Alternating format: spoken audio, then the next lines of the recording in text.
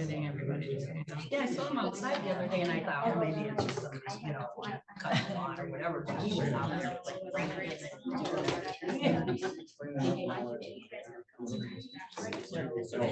Oh, I didn't see that. Yeah, it's cool that they're gonna live upstairs.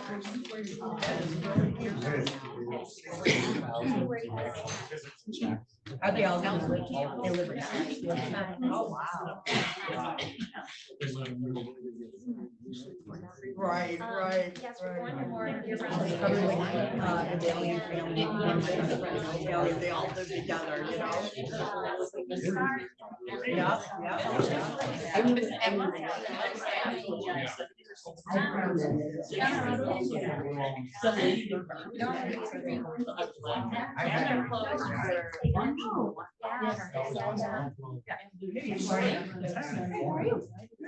So, but I'm fine. So he got that.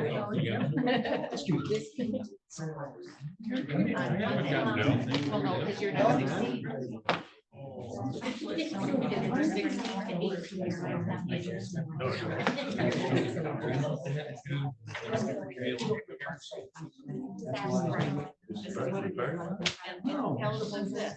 Is it just?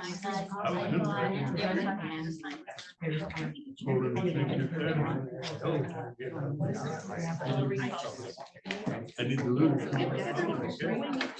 That what it is? I guess.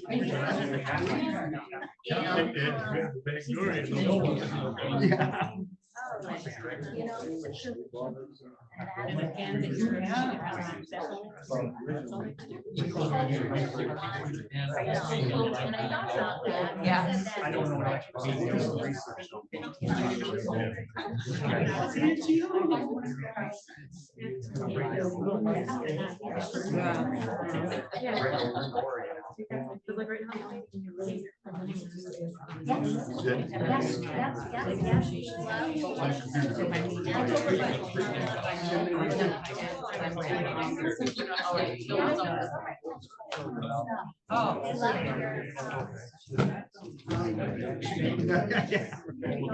Okay. We have power failure. So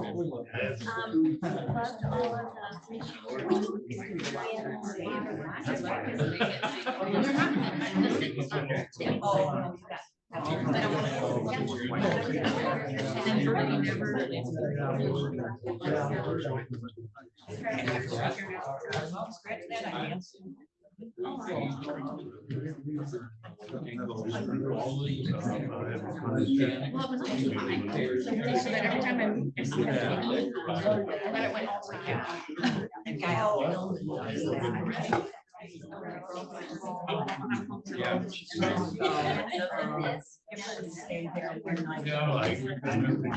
Nobody was there. She knew that.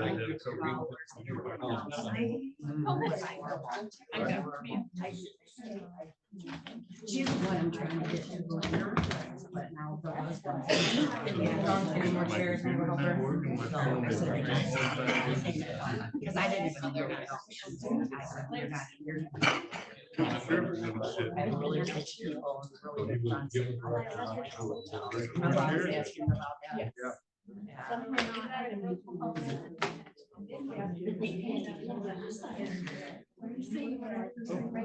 Speaking of. No, I think I got it. How are you, Lori?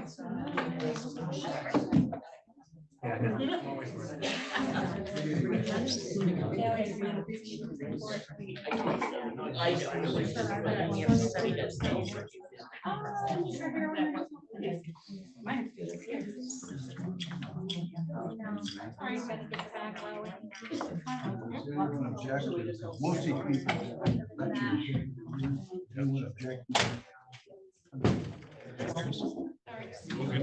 It's okay with me.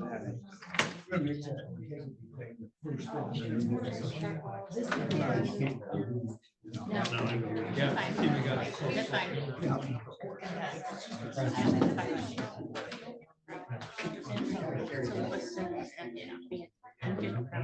There's chairs here. Yeah. You want Hey, Dawn, that's why I was sitting on the hallway. And no, we can't. You guys all know your secrets. It's reserved. They're research. There's two over there. and two right here, too. Yeah,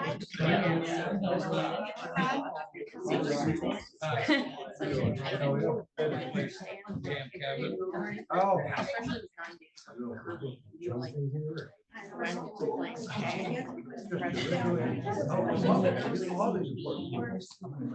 And like the files.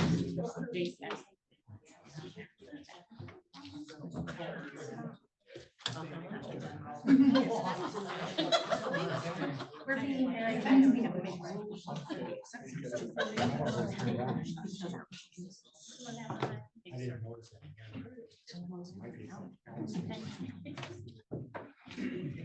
It's a nice way to say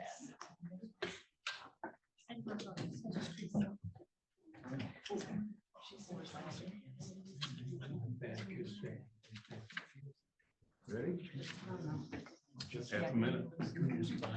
So it's going. All right, well, you want to wait a half minute? No, I'm close enough. No, we can wait. We can wait. Can we all please rise for the pledge of allegiance, please? allegiance to the flag of the United States of America and to the republic for which it stands, one nation, under God, indivisible, with liberty and justice for all. Thank you for that. And roll call, we're all here. Approval of the agenda. Does anyone have any additions? Hearing none. The only thing I did, I moved the election integrity up for the first thing on the new business instead of down the line, so. Make a motion that we approve the agenda with the change. Okay, I'll second that. we have a second. Any discussion? Hearing none, all in favor, say yes. Yes. Nays, motion carries. Can you talk a little louder? Nobody can hear back here. Okay, I'll try to talk a little louder back there. Thank you. Approval of the minutes of June 20th, 2024. I would move to accept the minutes as presented. Support. We have a motion and support to approve the minutes of June 24th. Any discussion? Not call for a vote. All in favor, say aye. Aye. Nays, motion carried. Claims and accounts, Gary. Okay, our finance meeting, we paid our bills. Claims came in at $54,739.41, and I hope everybody can hear me. Yep. The EFTs came in at $118,445.30. Desk checks came in at $15,930.72, for a total of $189,115.43. Make a motion that we accept the claims and accounts. I'll second that. We have a motion, we have a second. Any discussion on the bills? Hearing none. Roll call vote, please. Jordan, Yes. Hardy, yes. Peltier, Yes. Spencer, Yes. Edwards. Yes. Motion carried. Next item on there is public comment, agenda items only, public comment on agenda items only. Yes, ma'am. I would like you to vote yes on this resolution for election integrity. I think it's needed. The public wants it. I think if it wasn't needed, St. Clair County wouldn't have passed it. They had lawyers write it up. And it's about local control. And we, the people, want to get rid of the machines. And okay, keep the machine, but then count it manually. And if you have nothing against election integrity, then you won't have a problem of counting them with alongside the machine to prove that it's correct or not correct, just as checks and balance. I think the resistance to it would be a reflection of people saying, we don't want election integrity. So if you vote no, what you're actually telling us, we the people, is that we don't want election integrity. We don't want double checks and balances. We don't want these things in our county.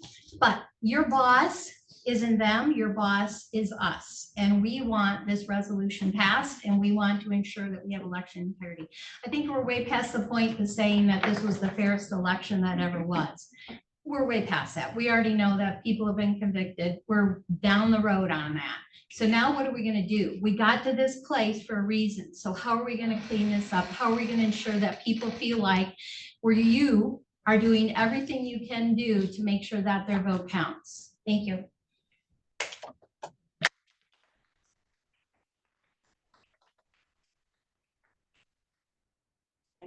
I'm Lindsay Rogers, and I'm here on behalf of Riley Township. I'm the deputy clerk, and I am the early voting coordinator as voted by my constituents. We do not encourage the pass of this resolution. It directly encourages all local and county government to go against state law. I know you guys were all given a letter direct from the Bureau of Elections. We all signed an oath to keep our integrity, and we do. This resolution is not at a county level, it's really at a legislative level. Thank you. Yes, sir. Good morning. I don't think anyone's doubting the sincerity of anyone from the clerks or anyone else. What we do know is voting irregularities and fraud has been committed across the nation and in this state. We've seen it. People have been indicted, people have been charged, convicted, and sentenced. Yes.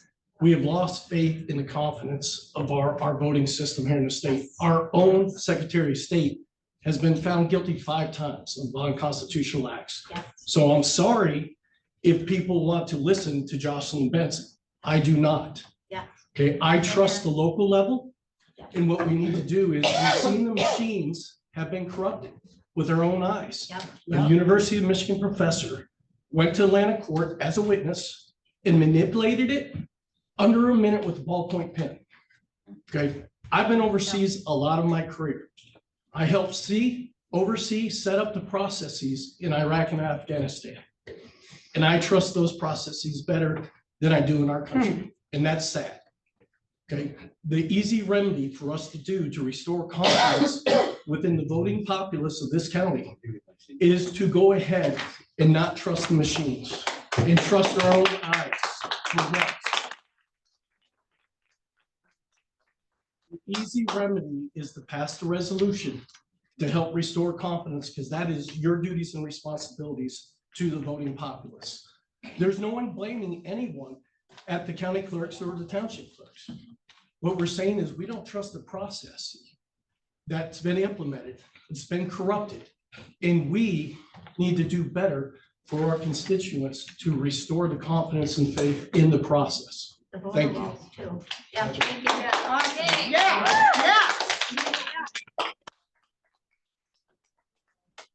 Hey, Ms. Todd Swallow, sir. Okay, you're running your representative now. First, I'm running, I'm not the incumbent, sir. I'm a candidate running for Okay. state representative. Yes, sir. And I guess, Cheryl? I guess, Don, are you gonna allow any type of talk during, you're in public comment right now, but are you gonna allow any sort of, anything during the actual? No, this is your time, because that's the first thing on the agenda. That's the first thing. So right now, public comment, that seems to be the hot topic. Sure. And then when everyone says their piece, then we're gonna vote on it. Or if it gets before, I don't know if it's gonna be before yet. It's gonna come up later. No, it's first thing on there. This is the time to talk. You got something to say on that, He Cheryl? switched it. Okay. He changed it. I'm the county clerk for Montmorency County. I've been the county clerk here for 24 years. I've been in the office for 36. I appreciate your concerns about the equipment and the qualified voter file and things that are out there in the media and being stated. I appreciate your concerns, I do. I'm all in favor for election integrity. I know that the town clerks that have been here during the same time that I have, and even some of our newer ones, serve with integrity. We are making sure that the law is followed, because that's what we have to do. We have to follow the law. We can't make up things if we want, if we like them or don't like them, it doesn't matter. I did share the resolution with the Bureau of Elections, so that way they could put together, and they did put together some law and statute that shows what we as clerks have to follow. I believe, in my experience with the machines, the testing that I've seen, pre-testing that we go through, which is open to the public. There is a public accuracy test that anybody can attend to see those processes, as well as the securing of the machine. None of these machines are hooked to the internet. We have 60+ trained election workers in this county. Some of them have worked for the townships for a very long time, that are checking, identity and et cetera, as people are coming in to vote. I am highly confident in our machines. I actually think that Stop being disrespectful. All of this. Ma'am, over ma'am, here. please, you get a chance to talk, just let her finish. Stop their heckling. Thank you. Where was I going now? I have every confidence in the machines. I've been through recounts, hand recounts, after the fact. Anybody has a chance and opportunity to request a recount, if they're not confident of those results, as I shouldn't say anyone, but the candidate, I believe. There may be some other ones that could do that as far as ballot issues. They have the opportunity to be able to come in and ask for a recount. And I've been through that process. And that's the only time we can actually utilize a hand counting of the ballots. Those processes have proven that the numbers are accurate. If they've been off by 1 or 2, usually it's due to human error. I think that you're going to find more. I was here during hand counting and paper ballots. So I was here before these machines even came into place. And the amount of time and after the days long work that these workers have put in, there's more chances for human error. And I believe that it's been proven that that is the case. So I am not in favor of this resolution. I believe as well as the qualified voter file. I know some of the misconceptions out there is there are dead people voting. I can only speak to what my office does as far as dead voters. Anybody that passes away in my county, or if I'm notified from a surrounding county that they've passed away, I have to go in, me and my staff go in on a weekly basis, and we mark those voters as deceased in the qualified voter file. That is a flag that goes out to the township clerks. They check their inbox, and then they go ahead and remove that deceased voter from the rolls. The state Bureau of Elections is supposed to be working with the Social Security Administration to make sure that also those rolls are kept clean of deceased voters. I guess that's pretty much what I have to say. You have what the Bureau of Elections gave you as it states to the laws that we have to follow and what we have to do as clerks. So this integrity doesn't change anything as far as hand counting over the electronic ballots, correct? Until the law gets changed, we have to utilize the machines. Okay. But I think the issue is doing both. Is that my understanding? Correct. Yes. That's In addition. that they want you to do both, not just the one. The law doesn't allow, the law is that we Yes. utilize the machines. Unless a candidate, Unless there's a recount. That's the only time a hand counting of the paper ballot is. I thought the law was by the Constitution that if there's voting irregularities noticed by the Board of Canvassers, that it's required by the Constitution for the clerk and the sheriff to start the investigation. Is it not? Yes. Yes. Yes. I mean, Yes. that's the That's Michigan the case. Constitution, is it not? Yeah, I've not Yes. received any such complaints. I don't believe any of our locals. here Are you kidding? In writing. Are you kidding me? Did the Are you Board of- kidding Okay, me? please, one at a time, please. Did Say the your Board of name. Canvassers find irregularities in the last election? No, the election was certified. They didn't report, the Board of Canvassers didn't report the irregularities? No, there was no, as to what though, I guess without being specific, I'm not gonna get into specifics here. I mean, I welcome anybody that has something in writing. Where did your documents come from? To be able to look at these. There were irregularities because I know my husband himself, when he voted, he looked on the qualified voter file Okay. and said he didn't vote in 2020, not 2022, but 2020. And he signed an affidavit when he was canvassed, Okay. because he was. Where did those And affidavits go? We have hundreds. I don't know where they went, to be honest with you, I'm not sure, but he sent one in. And because I know when I first started, remember you and I had talked about it briefly about he did not show up on that roll. Okay. So, and since then, I mean, it showed that this man voted from the time he was 18, and out of all of the elections, all of the primaries, everything, he voted, except 2020 in November, which is an oddity. And he wasn't the only one. There were several. Mine, I voted absentee, mine was fine. But there were other people around us that had the same experience. Okay, and so I guess first of all, I would say if there's some sort of irregularity as far as a process, or if you think that your voter history is somehow not correct, then I would maybe go to your township clerk and talk I to them did, about I that. talked to Connie. If you think it's something fraudulent, then obviously, yes, you need to report that. Could I address that, I Cheryl, when you're don't done? see, you know, I haven't seen any affidavits. Nobody has come to me with any sort of affidavit. And I talked to my local clerks. We meet, we talk about our processes, and what we have to do is to prepare for elections. And these people we have seen nothing. I've even talked to a couple of the Bureau of Elections here a couple of weeks ago. We had a gal here that was doing some of our mandatory clerk training and talked to her about affidavits. What affidavits are being said that there are out there? Have you seen them? And they said no. So how can we address something that we haven't seen? I can't just have somebody, I can tell you 4 years ago, the former Commissioner Baylog brought to me a spreadsheet with numbers on it that had various categories. Well, I can't make an informed decision or track something down if I don't know what was utilized to put together that document. Okay, so, and I'm not gonna assume to know. Or where did these figures come from? I don't know. Well, and we're not assuming that, It's being I'm not assuming, so that we all that- get a chance to. yeah, and I'm not assuming that it happened at Montmorency either. I've Well- talked to Connie, but because the numbers there were correct, but why did it not show up in Lansing? That was my husband's question. Why is it not showing up on that record? He has since tried to get the into it, and numbers- it's the same thing. It The says the same. numbers were correct way, because this is the qualified voter system is live. Okay, so you leave here today, you go down to the Secretary of State's office and you change your address in your voting record. That is instantaneous. They can go back to their office and look that up and it's there. So I guess I don't know what But you're one of the saying. things Jocelyn Benson was found Okay. guilty of Well- is changing.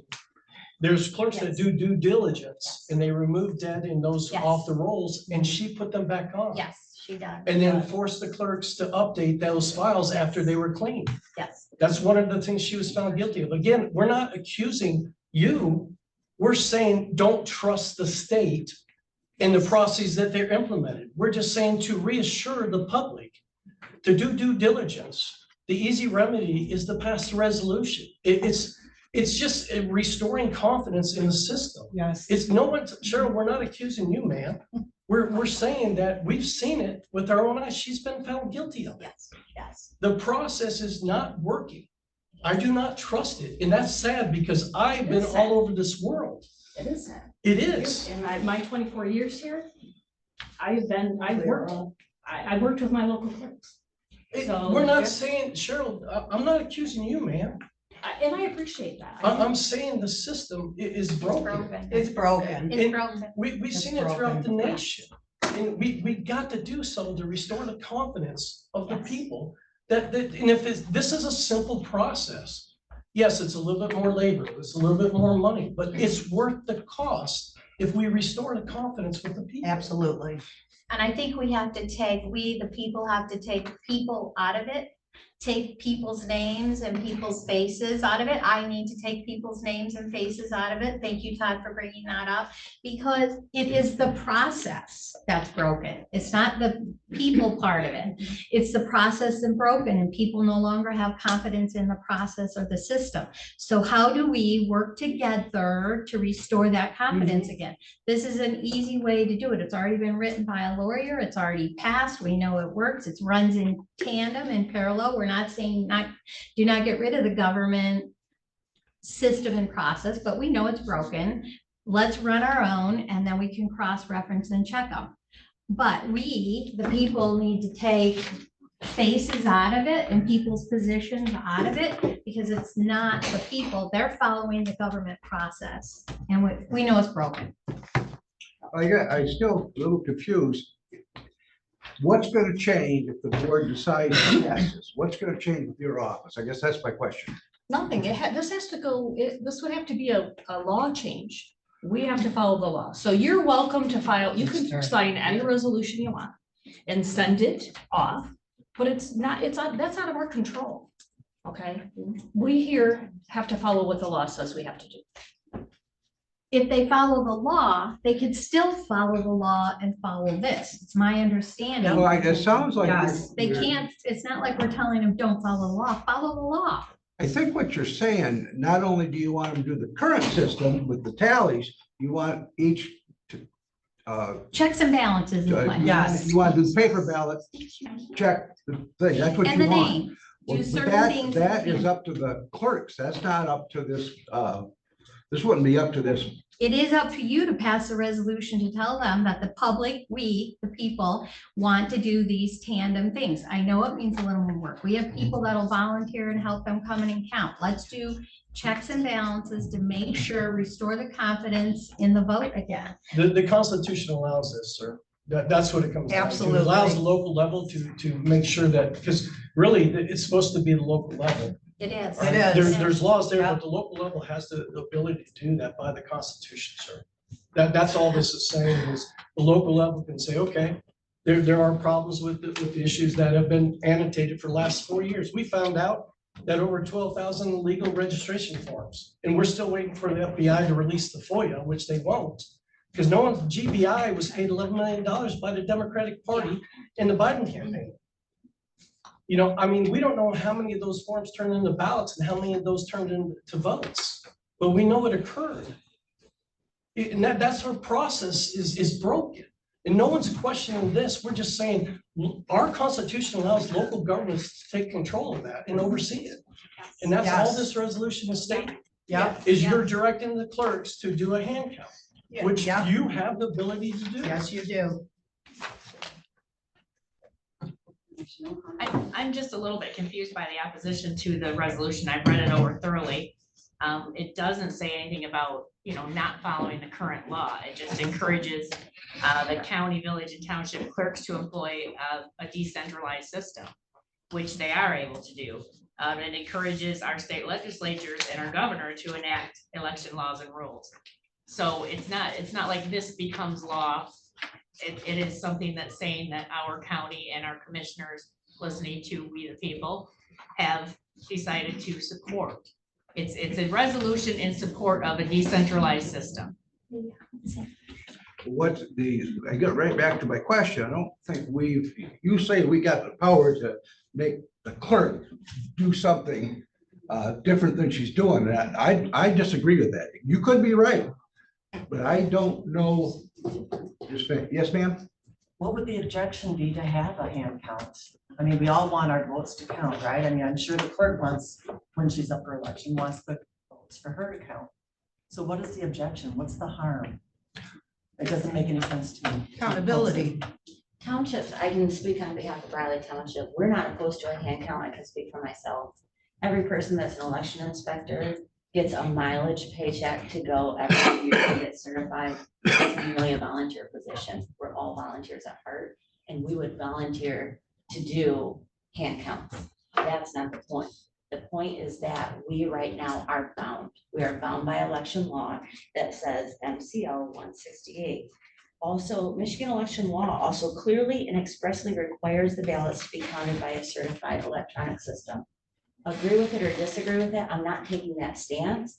I'm just saying that right now at a township level, we have to follow election law and run it through the electronic system. Well, and that's okay, that we're saying that's Upon- okay, this is saying it's Upon okay. challenge, anybody can still have a hand count, and if that's what the residents of Montmorency County want, then I would encourage So we have to it. challenge it. But that's what this is saying. It doesn't prohibit, it doesn't prohibit a trying- it doesn't prohibit a count separate from the machine. Right. It It says you doesn't use the prohibit the machine I and. know, but this resolution encourages us to do a hand count. Yes, in parallel, do the machines, do the Right, machines. Right. You don't need to encourage me, is what I'm saying.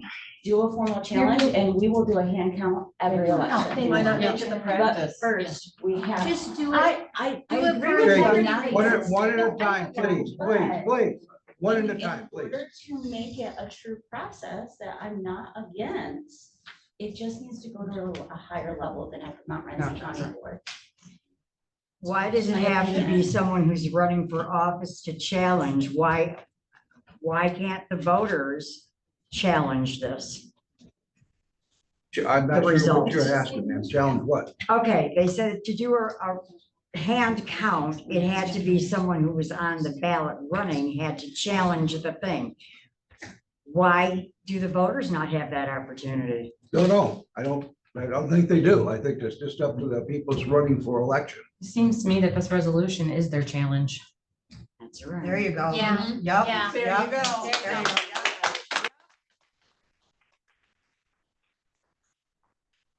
Speak if I may. Yes. I'm Diana, and that was part of the county canvassing. And there are at least a couple dozen, if not more, affidavits from people, and I believe it was presented to the You're part commissioners. of what? Door-to-door canvassing in Montmorency County regarding the 2020 election. Okay. Okay, and there were many discrepancies, and I'm not gonna go over that right now, but I'm here in support of this resolution. I mean, you're taking the power away from the people in this county. We need to get it Yes. back. Yeah. We have Yes, to- yes. I mean, if there's a lot of people here in support of it, do you work for the people or are you working for Lansing, for the state? The power is supposed to be here at the county level. This is our opportunity to take a vote. And you're basically telling us we can't have a transparent election. You can do them side by side, the voting machine and the hand count. Good for you. Good for you. I had something.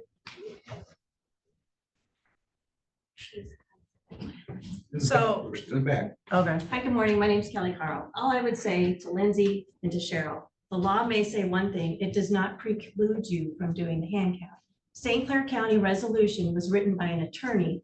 The language came from the Republican Party. Are you part of the Republican Party? It came from the Republican Party, was shortened up, it was reviewed by lawyers, it followed the law, and it was supported by St. Clair County, another very conservative county, which I thought we were.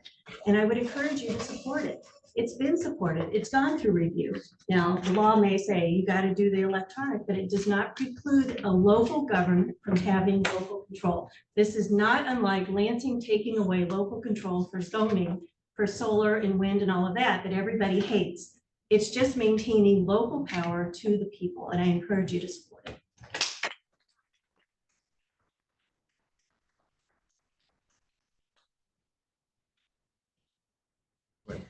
So on our website, it has the election results from February 27th. And in it, it has Montmorency Township precinct, registered voters 0, voters cast 190. So how can they have 190 if there's no registered voters? And the canvassers and the clerk did sign that it was a true statement. What are you looking at? Could I see? Absolutely. You said 27th, so I guess I'm confused. 27th. February 27th, the presidential election. Show me what you. Says registered voters 0, voters cast 190. Shows statements of voters cast, and this is you guys saying.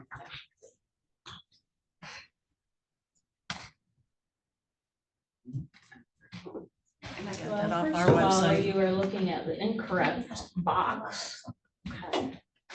So what's above it is your. It starts out with a.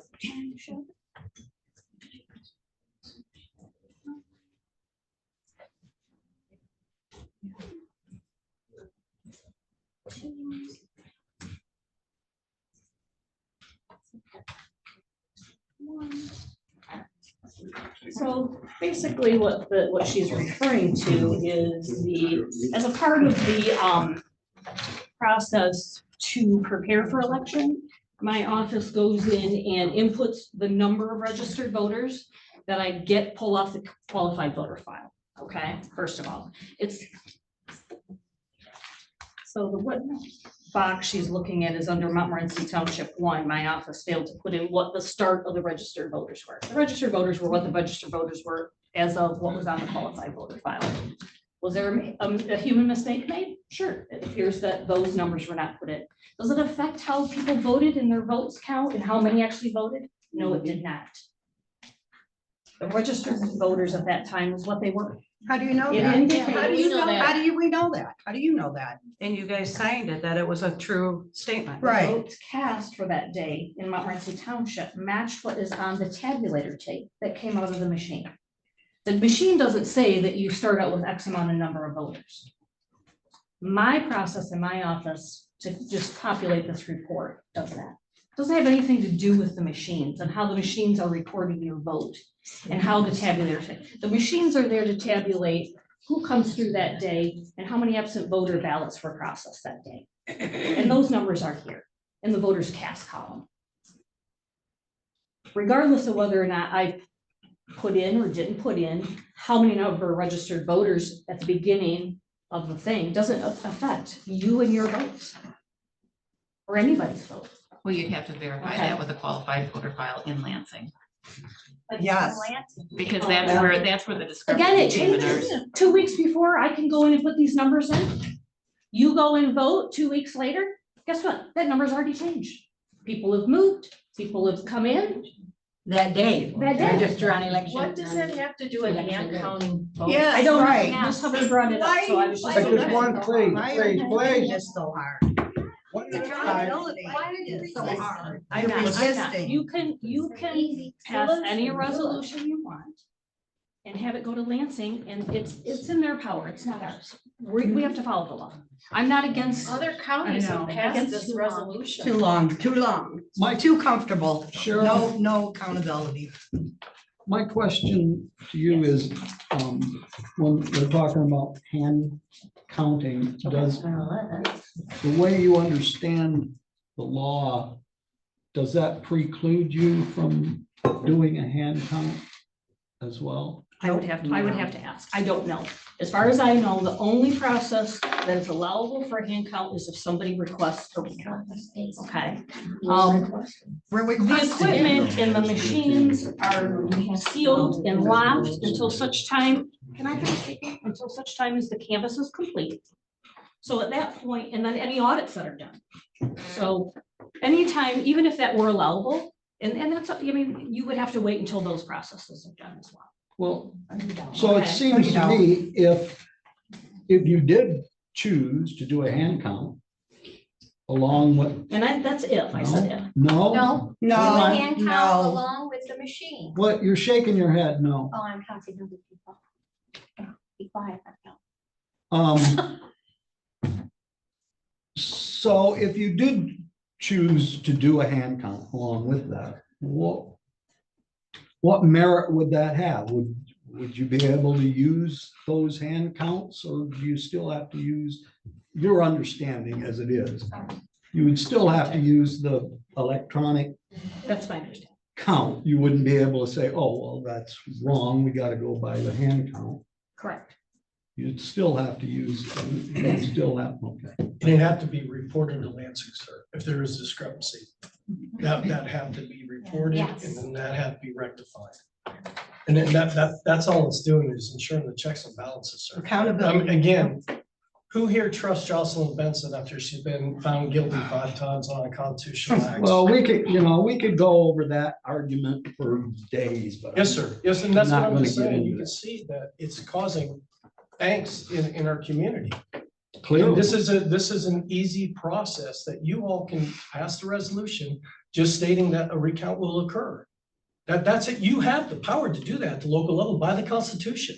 you say so, I don't. Page 2 from the Board of Elections in the first paragraph says the Board of County Commissioners cannot by resolution or otherwise mandate the hand counting of ballots. That just means over the electronic tabulation, but you can do it as a check and balance of they require you to use the machine, and you have to use the machine according to them, but you also can do your checks and balance through the hand counting vote, and that's what these people are asking you to do. And if these people are asking you to do this, they are the ones who voted you into your elected positions, and they are technically responsible to tell you how to serve them. So if they're asking for you to do these checks and balances, if you were elected by them, I feel like the person who's elected would want to do what's best for the constituents, right? Isn't that what you take your oath to do?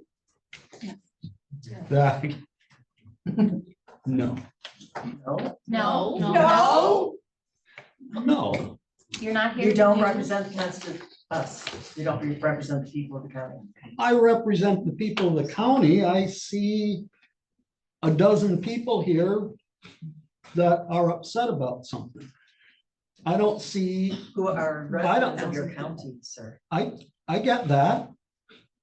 You're a handful of 10,000 people in the county. The precinct delegates that represent our. And there would probably be more. Oh, there'll people be if it more, weren't trust during the us. day. There'll be a lot more. This is only the beginning. Mr. Chairman. All right. But gentlemen, the problem lies is that there's loss of faith and confidence. Do you completely trust the system, sir? With everything we've seen with our own eyes over the last 2 election cycles? Well, I don't completely trust anything the government. Okay, does. sir, so this is an easy resolution to pass to restore the confidence in it.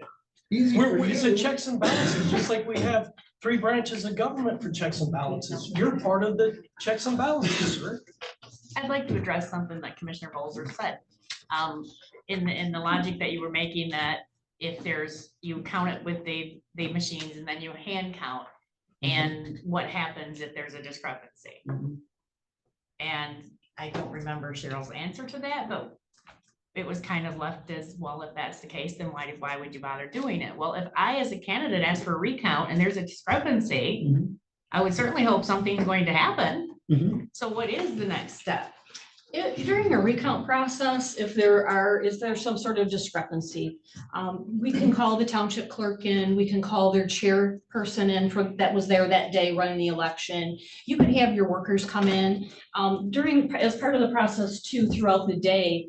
Your workers are putting comments in, they're hourly or however often checking the tabulator against the poll book to make sure that if you process 50 voters, your tabulator says you've also processed 50 ballots. So those processes are happening throughout the day. If the number happens to be off, it may have been because of jam, they'll make a comment in it. So if there's some discrepancy as far as a number where you might be off by 1 or 2, those comments are placed, and you can't figure out why, those comments are placed in the back of that book. Okay, It's not answering the question. you asked about what happens with those discrepancies. You first try to analyze, why do I have this discrepancy? What occurred during that day that may have a difference between the tabulator and a hand count? That's the process. Well, then what if you say, okay, I can't determine what the 2 votes were, but they changed the result? So now where do you go? Then that's what your Board of Canvassers is for. So your Board of Canvassers are looking at that. They are listening to the township clerks or their chair, or they're also looking at their comments that are in that poll book to figure out what may have occurred and why would this be off. Okay. And then So they then make who that makes that determination. determination? They Okay, make they- that determination. Now, if there was something criminal that they believe would have occurred, then I assume that they have remedies to do that. I haven't been a part of that.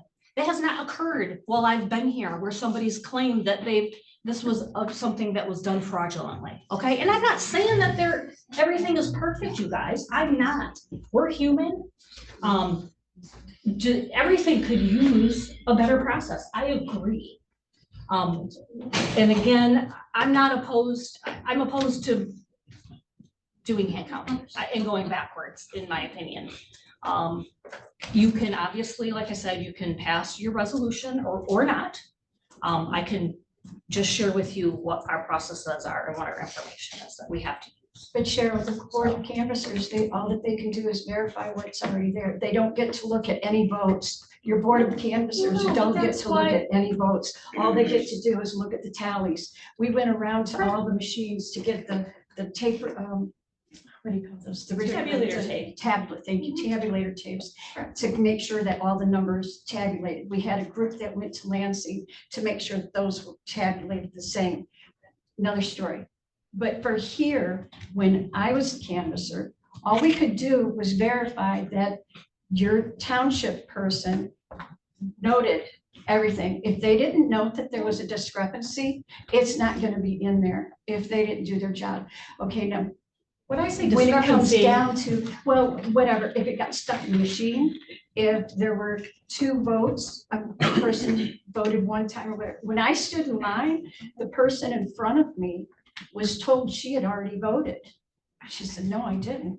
So there was an affidavit. I can verify that because the person went in, must have been you, Lindsay. so maybe Right. human error, you might have They picked the said- husband rather than the wife or something. I don't think that's a junior, no, women don't use juniors and triplets and stuff like that. We don't do that. Right. We'll change you to Peggy instead of Margaret, you know, but anyway, I don't think anything happens to that. I wrote you a letter asking for a recount from the election because I had concerns. You told me there was no problem with them, and there wasn't going to be any recount of it. That was in 2012, when we had done that, and you wrote me back saying that everything was fine. But when we look at those now, when the township, they had, one was a jammed paper, and that went through, somebody noted that. But if the township clerk doesn't know a problem, so we need to have hands, we need to have people looking at it there at the township. However, there is this thing that you're a part of for a group of people that decided to get together and do public rights protection, which it's going after rogue challengers, people who have challenged it. Yeah, your name's on your darling. Oh, for the lawsuit? you mean? To Oh, go yeah, absolutely. against the challengers. So I might even be, no, if no, you do no, it was challenge not them, against the challenger. Okay, then I and a couple other people misread it. It Correct was not us. against the challenger. Okay, correct us, please. What is it against them? I recently signed my, there was a election worker that utilized a private thumb drive and plugged it into an e-poll book and downloaded public information. But the rest, there is nothing in the statute that apparently prevents that, or there's no sanction for doing that. And I see that as being something that could be construed as being used for ill intent. Maybe it wasn't in that case. So I signed on to say that I think that that is wrong to do as an election worker for your own private purposes. And that if that were to occur, then there should be some sort of sanction. If that's the only thing I'm saying. So we have, but you're telling us the only way that we can see the hand counts, which is what I was told before, the only way that we can see the actual ballots to count them is to challenge. Is to Request go a in recount. and challenge it. But according to this. There is a if we recount do, we process. can have a problem. And we're asking you, don't make us challenge it.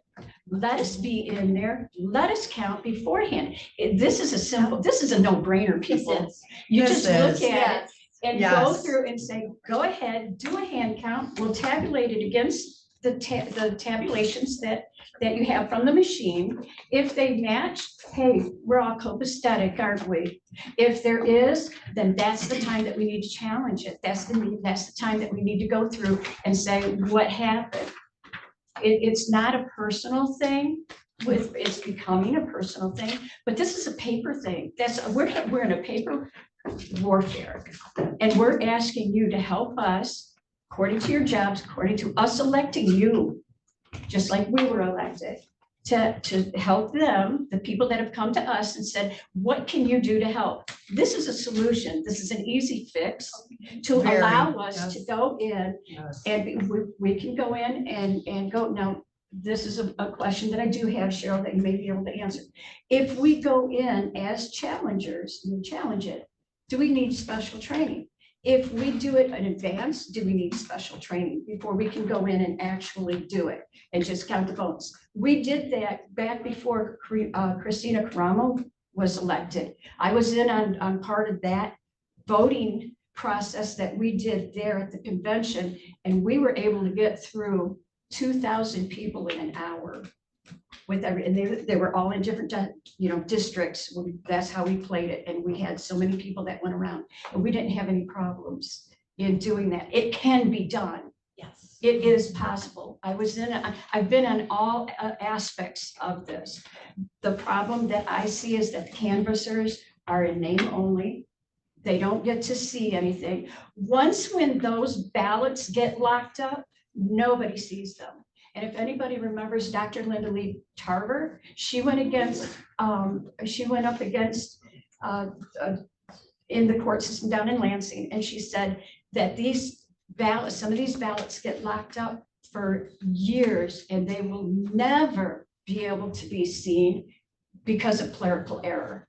Yeah. And there are some people that just. Good for you. I just have a follow-up question, just real quick. So the county clerk signed on an amicus brief to the Supreme Court, from what I understand. Is that something that the whole county board of commissioners supported on behalf of the county, or is that done? I did it as an individual.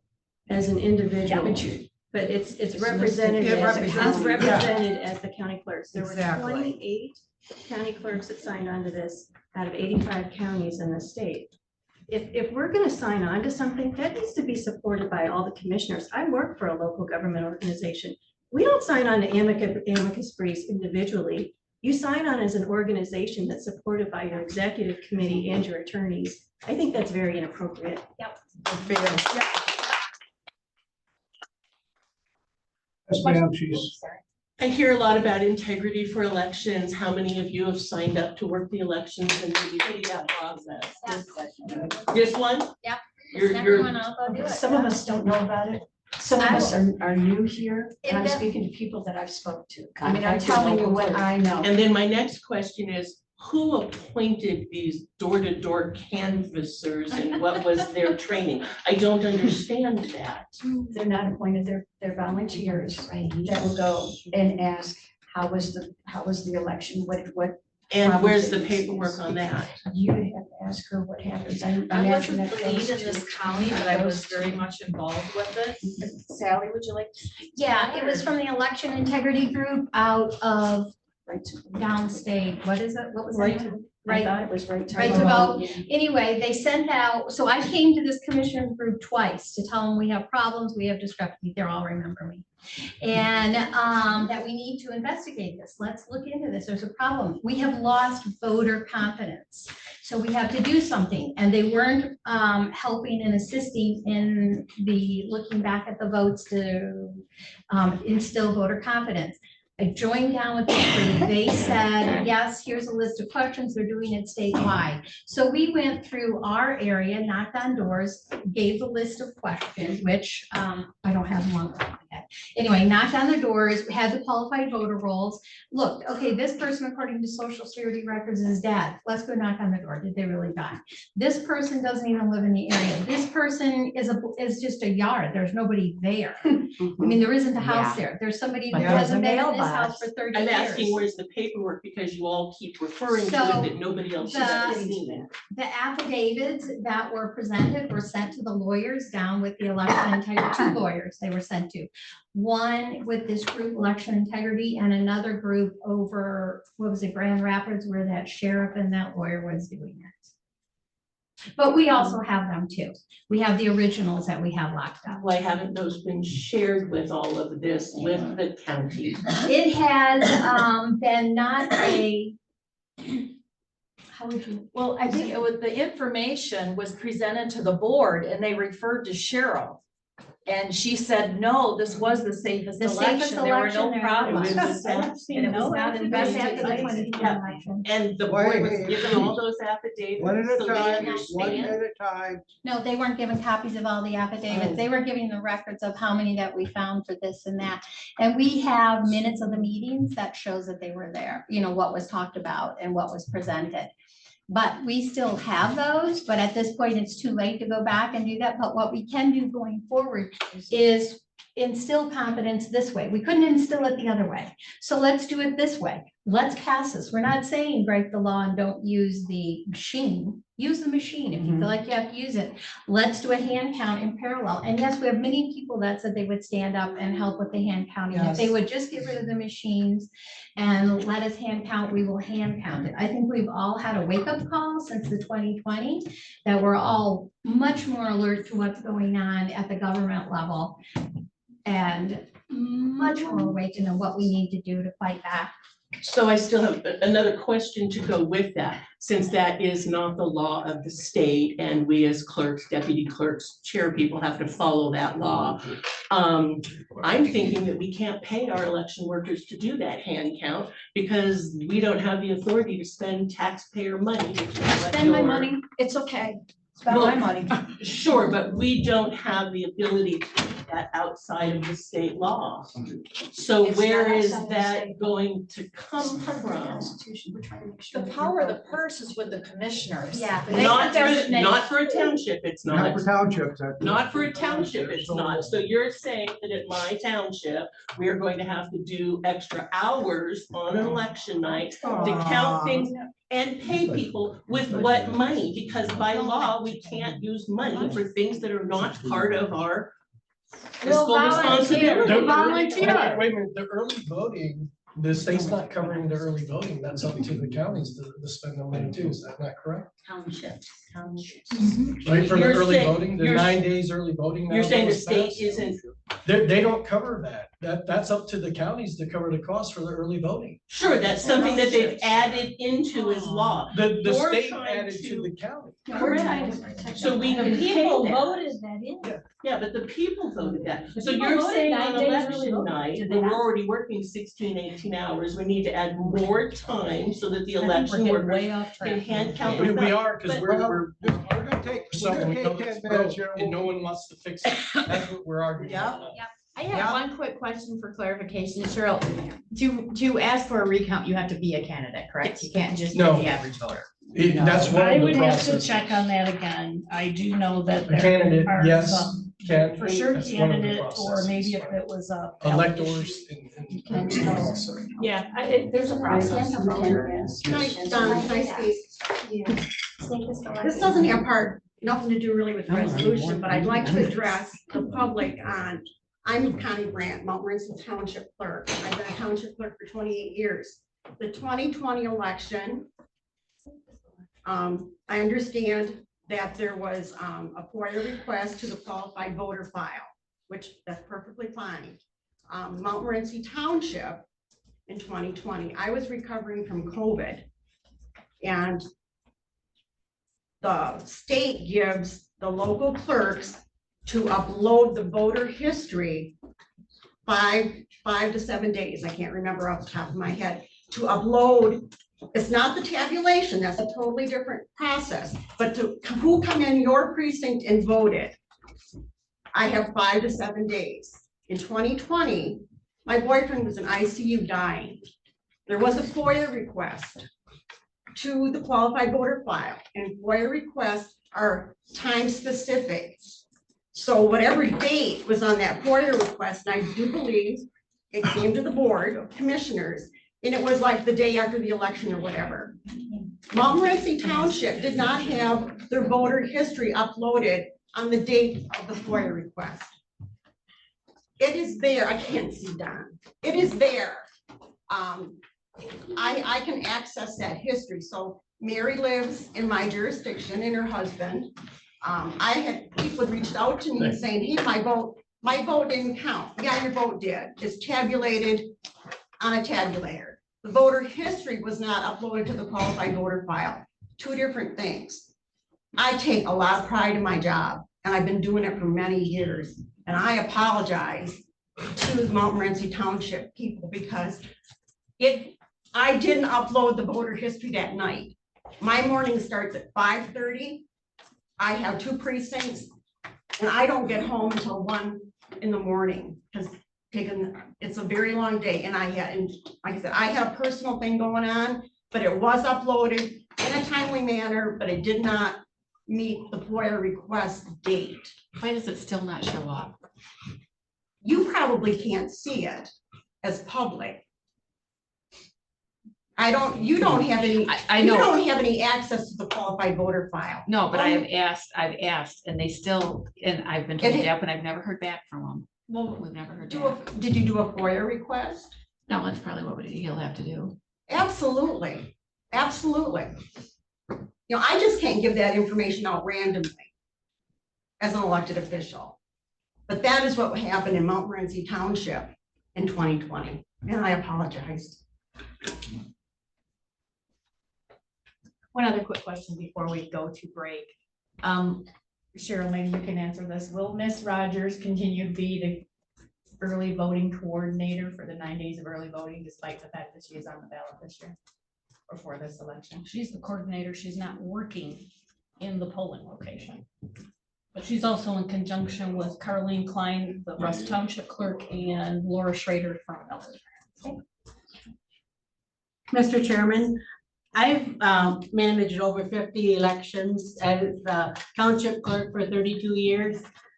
I was the last one in our county to hold out on getting the voting equipment because I didn't want any part of it. We did the big machine with the levers and all the hand counting and all that stuff. When I was finally forced to get the machine, I did that. And during my time in office, I had 2 recounts asked by candidates, and both of them came out absolutely perfect. So I have no problem with those machines. I urge you to vote no on this proposal. I also was in office before a qualified voter file came along with the state, and it's a whole lot better than what it used to be. So I agree with the comment back here. If you don't like the way things are run, work an election, follow the whole process through, see how it all is all handled, see all the checks and balances. That's all I have to say. Based on your comment right there, you were able to verify by going back and verifying those votes. So you had that peace of mind that it was all accurate. What is wrong with having that peace of mind? It's like proofreading your work before you hand it in. The Board of canvassers were the ones that did the recounts. No, but why not do the hand count so that we can just have that peace of mind? Have you worked an election, ma'am? I would love to work in that election. Contact your county clerk, or township clerk, I'm sorry. Well, we're gonna take 10 minutes That's a here. red. Yeah, we're gonna reconvene 5 after. There's a why not have that? It's, would you care to make us say that? They are. The machine that we sent in. And in Oakland County. This isn't challenging you, man. I know your process. But I'm just saying it back. I'm 20.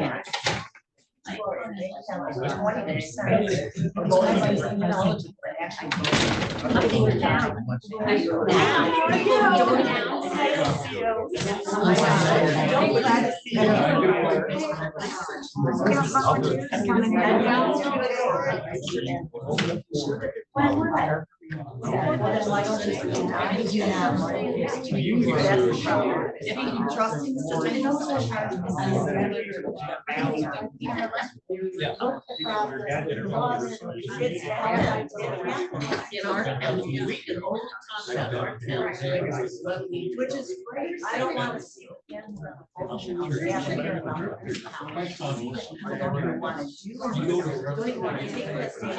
Sure. Our ballot and our vote should protect each other. It doesn't make any sense at all.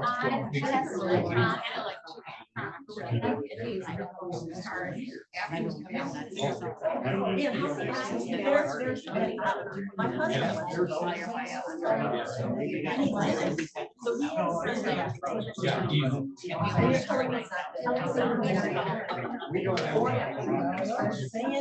Saying Michigan is ballot. So Montmorency County, let's make sure it doesn't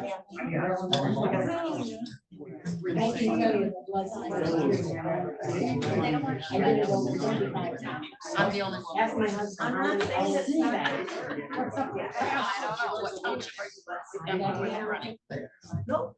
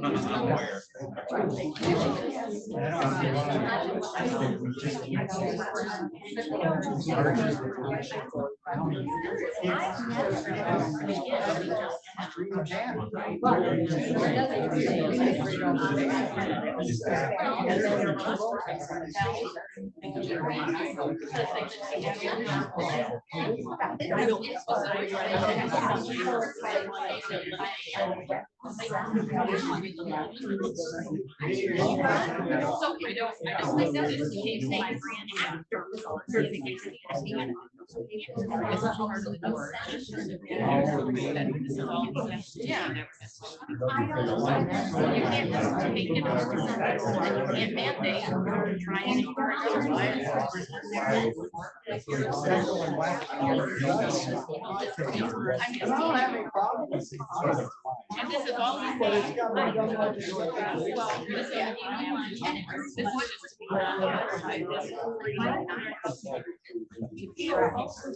Thank you so much.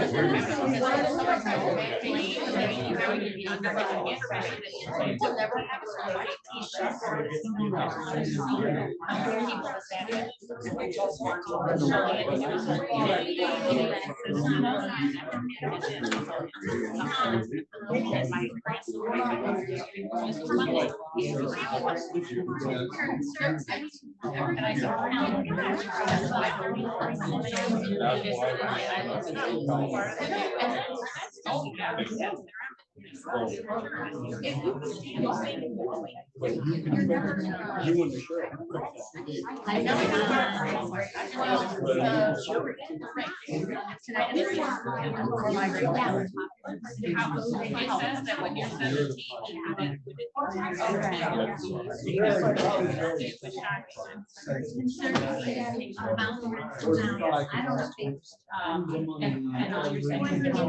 My husband and I currently have these Botox and my insurance, I have that covers it. It costs me $200 every 3 months. I know, but I looked at the bill that where my insurance is like down now. I love anything, but I'm wondering, we're still having, I mean, it's gone from.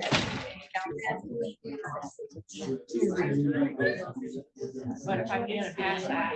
I don't know.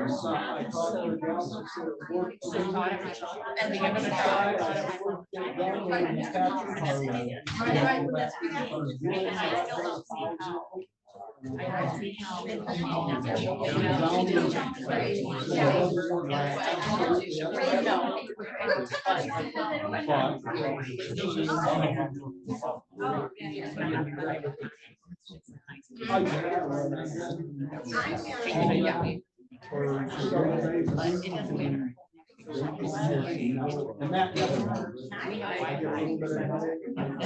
my phone right here. Yeah.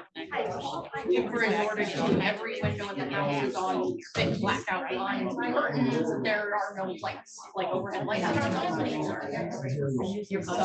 I'm glad there's no changes.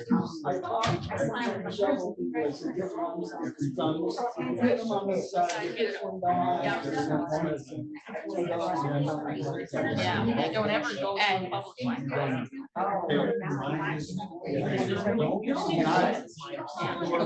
I'm happy it's working.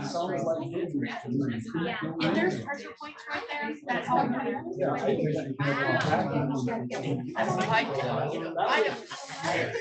I'm so terrified to try to have this.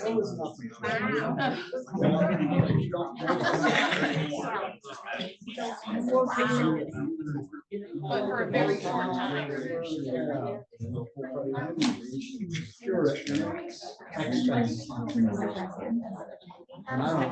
Thank you.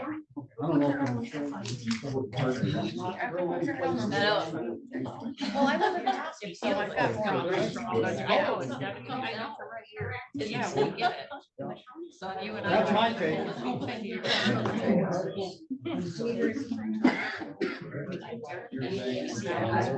No, leave it in.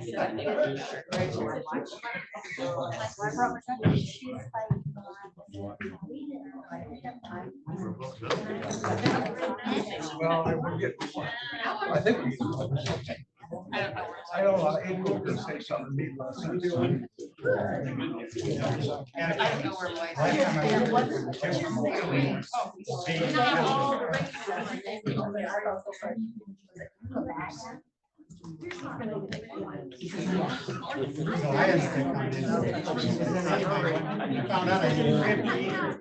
Actually get the county to spray it. I got my neighbors. It gets warm quickly. Oh, really? Just complaining. I have some heat on there. I just put it on. But they wouldn't spend money. Neighbors. My neighbors.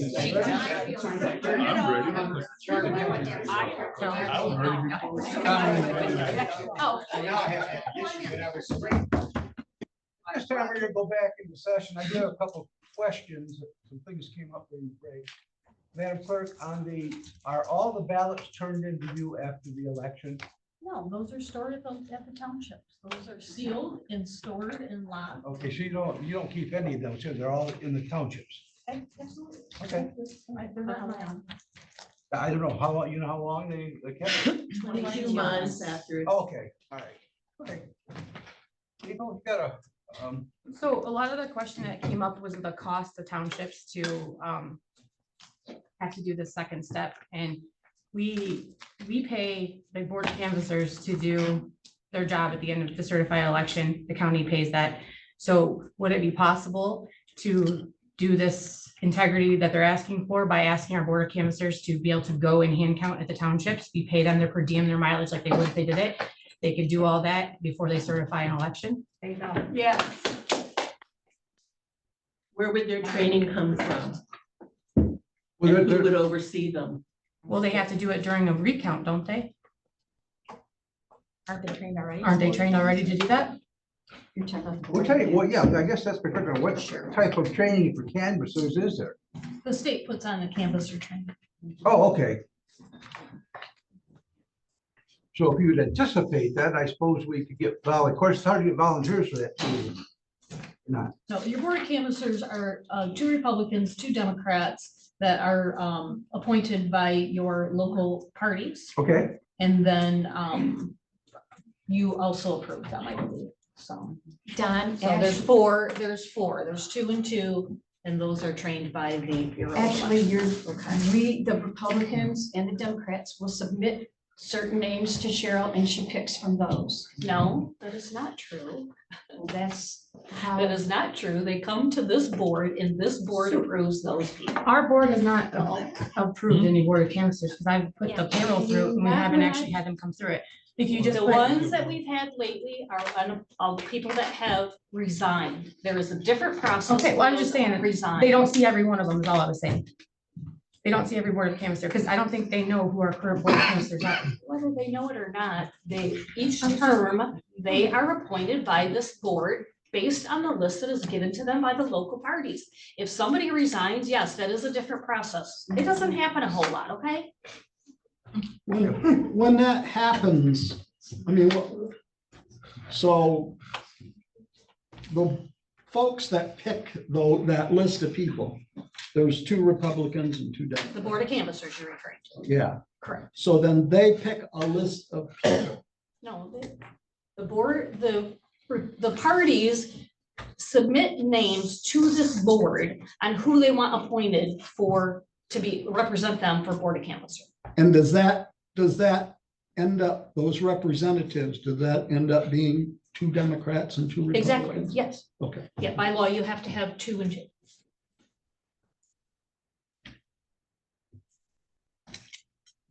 So I guess the question is, that could be done if we pay them, so there'll be no cost to. I'm not answering, I'm not an attorney, Don. There is a process for recounts and hand counting. So when that hand count is done, is that done at the township? No, level? typically it's been done here. It's done by your office. No, it's done here, it's just done here at the county building by the Board of Canvassers. By the Board of Correct. Canvassers. The township clerk would then bring those sealed containers with all those ballots in it or whatever materials they need to Okay. bring, so that way that could be done. Oh.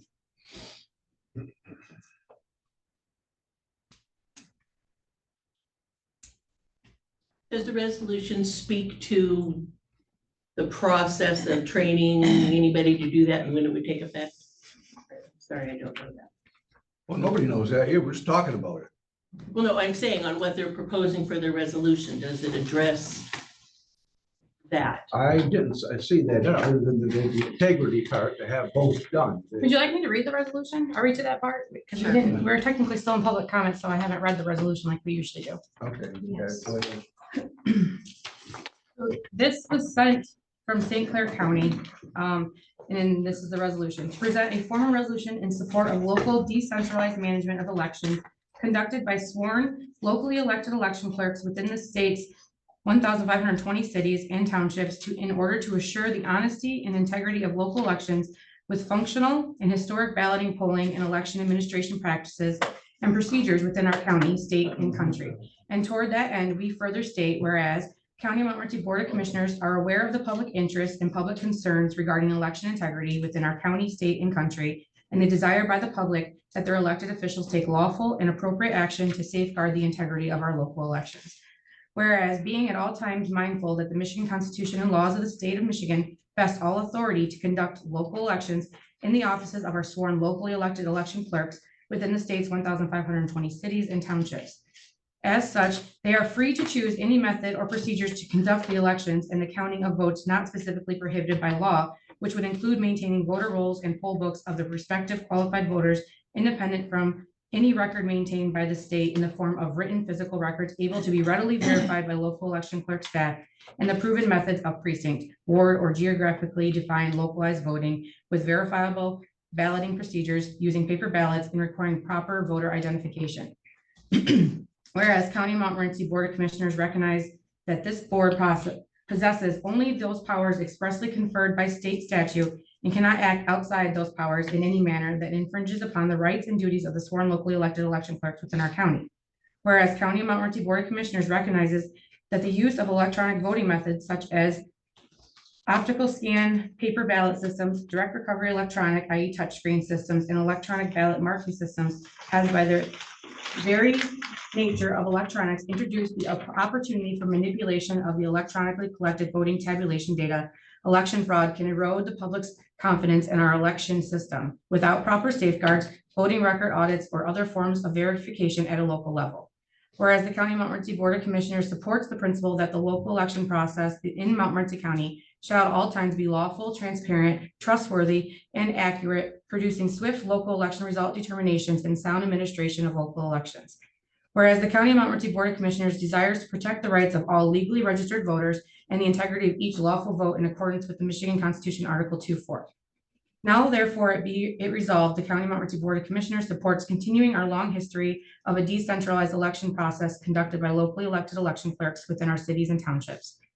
Be it is further resolved, the County of Montmorency Board of Commissioners opposes means of voting that do not have proper local safeguards in place. County of Montmorency Board of Commissioners encourages our local and state election officials to use as a core ballot system, in addition to any other electronic voting system that may be required by state or federal law, additional local methods and procedures that are fully verifiable at a local level, namely hand-marked, voter-verified paper ballots to ensure every voter is memorialized by a paper record. Be it further resolved, the County of Montmorency Board of Commissioners encourages our county, village, and township election clerks to employ a system of secure and transparent hand counting ballot procedures able to be readily verified by locally maintained paper voting records, and that such methods and procedures are well planned, timely, and fully observable by the public and the representatives of registered parties for geographically defined local elections. Be it further resolved, commissioners encourage our state legislators to pass election laws and rules that preserve our decentralized election system within the state of Michigan, and then ensures every voter is verified to be the actual voter they purport to be, regardless of method in which they vote at the time of voting, casting, or delivering a ballot in order to qualify to vote in any election. Be it further resolved, the commissioners encourage our state legislators to pass election laws and rules reestablishing same-day voting with the reporting of results immediately upon the counting of votes cast at the conclusion of each election on election day, and prohibiting unreasonable time periods for early and unlimited vote by mail procedures. Be it further resolved, the commission encourages our state legislators to pass election laws and rules that requires and continues our decentralized local management of the local election process to be conducted by locally elected election officials within each county, township, and municipality respectively. Be it lastly resolved, the commissioners encourage our state legislators and governor to enact election laws and rules that establish a legal duty for each of the locally elected county election officer and those election officers within the state's 1,520 cities and townships to maintain voter rolls and poll books of their respective qualified voters, independent from any record maintained by the state, to be in the form of written physical records able to be readily verified at the local level, thereby returning to the simple and proven methods of precinct, ward, or geographically defined localized voting within verifiable balloting procedures using paper ballots within fair, reasonable, limited time periods, using proper voter identification to strengthen the public's confidence and to ensure that our local election procedures are fair, secure, and transparent.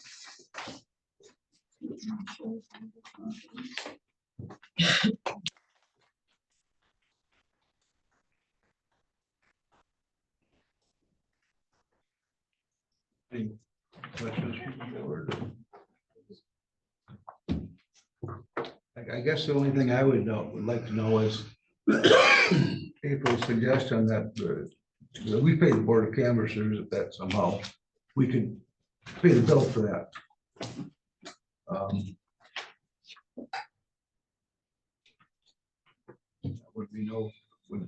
Wouldn't be on the township, it would be on the county. I don't know what people think about that. How much? Well, I don't know, there's 8 townships. Oh, and I don't know how long it takes canvassers to do what they do. Yeah, well, right. If we're gonna Well, it sounds like it's decide on- hours. Based on money we're gonna spend, how much money are we gonna spend? Where's it gonna come from? My question. That wouldn't be happening on election night, then I would be assuming. No. It'd be after. Only certain people are allowed to touch those ballots. Well, that was the other question. Correct. The board of canvassers can. Yes. The clarification, I mean, not clarification, but just an additional comment. You know, when thinking about the hand counting process that we utilize for recounts, it's not just the board of canvassers that are doing it. It's also being done in conjunction with the township clerk and some of their workers, because you have to have so many people that are separating those ballots based on what particular spot on, you know, whether it be an office for a candidate or a millage question. You have people that are separating those if they're yeses and nos, or by a candidate. You have people that are counting off, reading the ballot, somebody else, you know, somebody's being a looker, somebody's being a checker. So you have multiple things going on during that recount process, or hand counting as you're talking about. So you're not looking at just 4 board of canvassers that you're going to be paying to do this. There's a process that you're going to want to include, which is also done by your, you know, Republican and Democrat workers. So again, that's provided that it can be done. That would be an unknown cost too, at this point.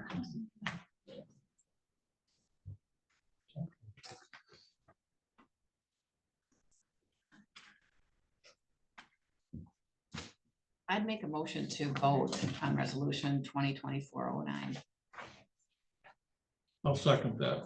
Even though we don't know that. Even though we don't, because if we don't make the motion, there's no reason to look into it. And if we're gonna spend money, what better place to spend money than on?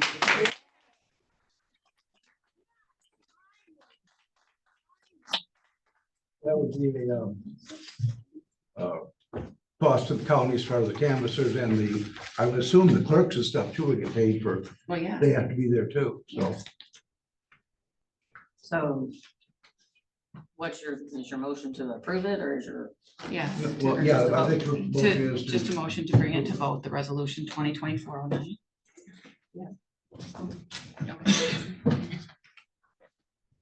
Some of the townships will go quicker than others because there were people, you know.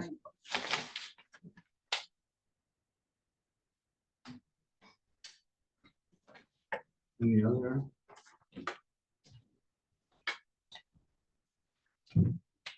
Don, Yeah. just a question. Since the resolution was read out loud, is there any objection to me reading what the Bureau of Elections response was? No, not at all. Go ahead. You want to read it? In case anybody's interested in what they had to say. No. No? No. No. Please do. Yeah, I'd like to hear what they said.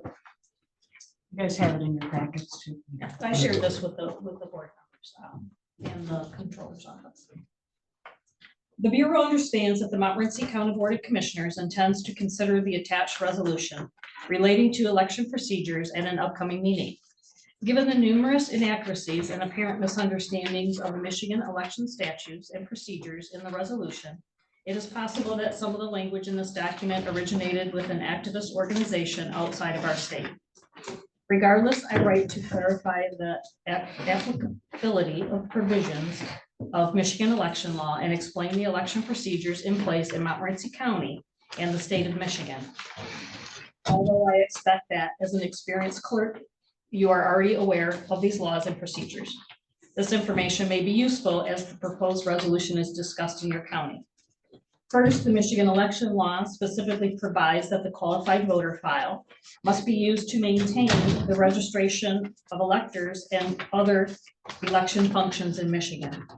The QBF includes a number of critical legislatively mandated elements that are in place for the orderly administration of elections. The integrity of the registration and voting processes and the ability of all eligible electors to cast ballots.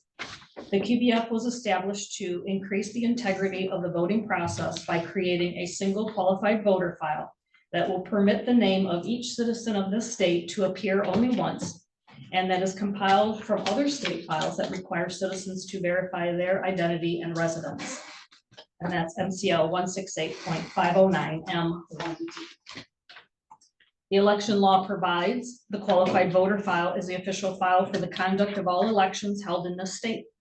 MCL 168.50901. Furthermore, MCL 168.491 states that the inspectors of election at an election, primary election, or special election in this state shall not receive the vote of an individual whose name is not on the voter registration list generated from a qualified voter file for the precinct in which he or she offers to vote, with additional provisions for voters who register close to or on election day. MCL 168.523A. The Michigan election law also clearly and expressly requires that ballots be counted by a certified electronic system. MCL 168.37.795.795A. The Michigan election law does not allow county officials to waive these requirements. Further, the Michigan election law clearly and expressly states that county clerks choose the voting systems for each county in consultation with city and township clerks. Once the system is selected, the Michigan election law does not provide authority for other entities to choose a different system or to refuse to use the system to tabulate ballots on election day.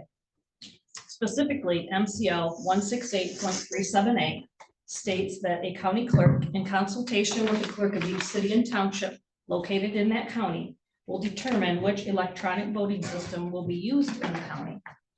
The law is clear that electronic tabulating equipment must be used. and that the county clerk, in consultation with local clerks, choose which system will be used. The Board of Commissioners cannot by resolution or otherwise mandate the hand counting of ballots. Accordingly, a county commission cannot ignore the requirements of Michigan legislature as put in place through the Michigan election laws. However, to the extent commissioners or members of the public have any concerns about the integrity of our elections, there are many procedures in place that ensure the integrity and transparency of our elections. Some of these procedures are described below for reference. Electronic tabulating equipment, which is used to count paper ballots, undergoes numerous security and accuracy reviews before and after elections. Before voting systems are purchased or used in Michigan, they are approved by the Board of State Canvassers, a bipartisan body that is assisted by the Bureau of Elections, but is independent of the Michigan Secretary of State. The Board of State Canvassers approved the 3 voting systems for use in Michigan as required by MCL 168.795A after a vigorous testing and certification process. This includes testing by voting system test laboratories that are accredited by the National Institute of Standards and Technology and approved by the Bipartisan Election Assistance Commission. Clerks also conduct testing of voting equipment at multiple times. Clerks conduct acceptance testing to ensure equipment is functional when it is received, preliminary testing of voting equipment before each election, and public accuracy tests that ensure and demonstrate that tabulators are counting ballots as expected before each election. After the election occurs, there are numerous post-election safeguards to ensure the tabulators properly counted paper ballots. Tabulators are used to scan paper ballots, which create a record of all votes cast independent of any electronic system. Paper ballots are secured in approved sealed storage containers. In each county, a bipartisan board of county canvassers verifies that the tapes printed from each tabulator match the reported results and can identify and correct any errors as needed before certification, including retabulating ballots if necessary. The results are then certified by the bipartisan board of state canvassers. Following county and state certification, any candidate who believes the tabulators did not count paper ballots correctly can request a recount. Following that, municipal, county, and state election officials participate in post-election audits, which include hand counts of paper ballots in numerous precincts across the state to verify that they were tabulated correctly. As with electronic tabulating equipment, the QVF and electronic poll books have numerous security and transparency safeguards. Clerks must approve members of their staff before they can access QVF, and QVF users must undergo security training. Accounts are protected by multiple security protections, including multi-factor authentication, and QVF activity and history is logged. QVF software must meet state security standards, and electronic poll book laptops must meet required security specifications. QVF records and electronic poll book records are public and may be requested with a Freedom of Information Act request. False attacks on the integrity of our elections tend to focus on technology used to administer elections. These claims are baseless, as our election technology undergoes rigorous security reviews and in fact enhances the security of our election system. However, even if one does not trust the electronic tools used to administer elections, there are separate independent paper records that can be reviewed after the election to verify both the names of the voters who cast ballots in the election and the contents of the ballots cast in the election. As noted above, all voters cast paper ballots, which are retained after the election. In addition to recounts and audits, any individual can file a public records request to inspect paper ballots after the election and verify that the contents of the ballots matched the tabulated totals. If individuals review paper ballots after the election and believe fraud or other legal improprieties occurred, they can contact law enforcement or file a lawsuit in court. Similarly, the paper printout of the electronic poll book generated on election night is also preserved after elections. Individuals can make public record requests and review the paper printout of the electronic poll book, which includes the names of the voters who cast ballots in that election.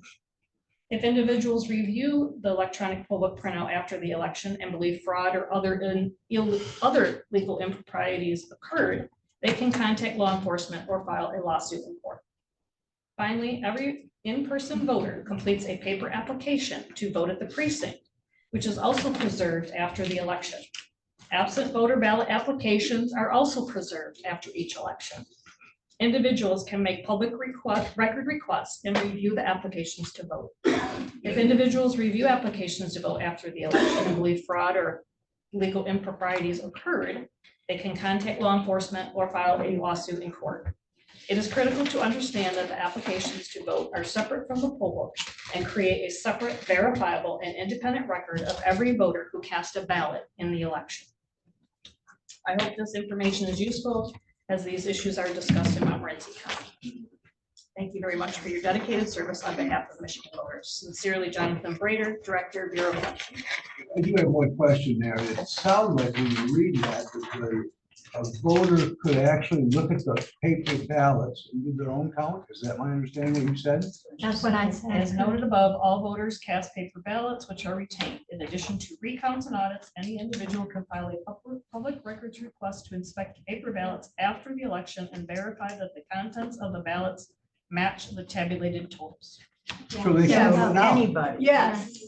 Now, Without training. I just want to say, I looked up Michigan Combined Law 16837, which he states the county clerk is in consultation with the clerk of each city and township located in that county, will determine which electronic voting system will be used in the county. Now, at the beginning, he says that there was misinformation that was, part of this resolution. Although when I look up 168.37, and this is directly from the Michigan Secretary of State website, it is a 2024 copy. You can look it up on your phone, just 16837 states the county clerk. It does not say that. It says the Secretary of State shall select a uniform voting system under the provisions of this section. The Secretary of State shall convene an advisory committee on the selection of the uniform voting system. And then it goes, membership represents county, city, township election officials, the speaker of the minority leader of the House, and the majority and minority leaders of the Senate. The Secretary of State conducts the test. It does not say anywhere in that 16837, and I've read it. I read it last night over again, and then again today. Even though he states in here, it gives the county clerk. They have to That vet the from- it machines does- first, Mary. I believe that's what that's indicating. Well, that's not what he said. Bureau of Elections That's not what he vets has said. That's not what did. you read. I believe he did. No, he said, I'm reading from this paper, states that a county clerk in consultation, and he has it in parentheses, Okay. with the clerk of each city and township located in the county, unquote, will determine which electronic voting system will be used in the county. But yet that is not, when I look up MCL. But I that is don't- saying 2024. So I'm not quite, and that makes perfect sense because they've been rewriting the laws here between 2020 and now. And so I'm thinking that the whole point of this is just what the resolution states. We want to maintain local, decentralized management of elections. This is state.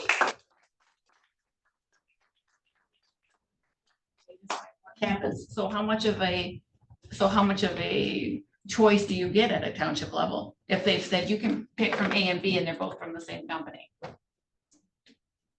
You know, you know what I'm saying? If that's in fact, this says shall convene. No, that was not the case. Well, it says selection of the uniform. This is what it says. And again, it is on the Michigan Legislature MCL complete through PA 65 of 2024. You can look it up. Yes, ma'am. So basically, the response that Cheryl had read, that was like defending the electronic systems. The resolution is not asking to replace the electronic systems. This is in support of the systems in place. We're honoring that, we respect that.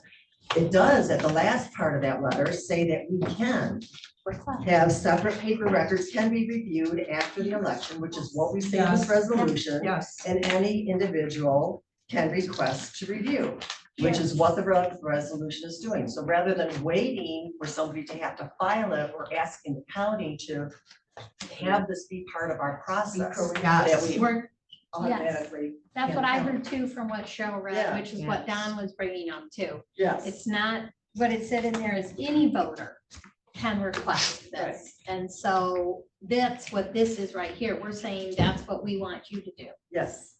We're requesting. So this they're right basically now. giving us permission to go ahead with this resolution, because we're not saying we don't want electronic tabulators and voting machines. We're just saying we want a hand count to verify it. It's a reconciliation is all we're asking you to do.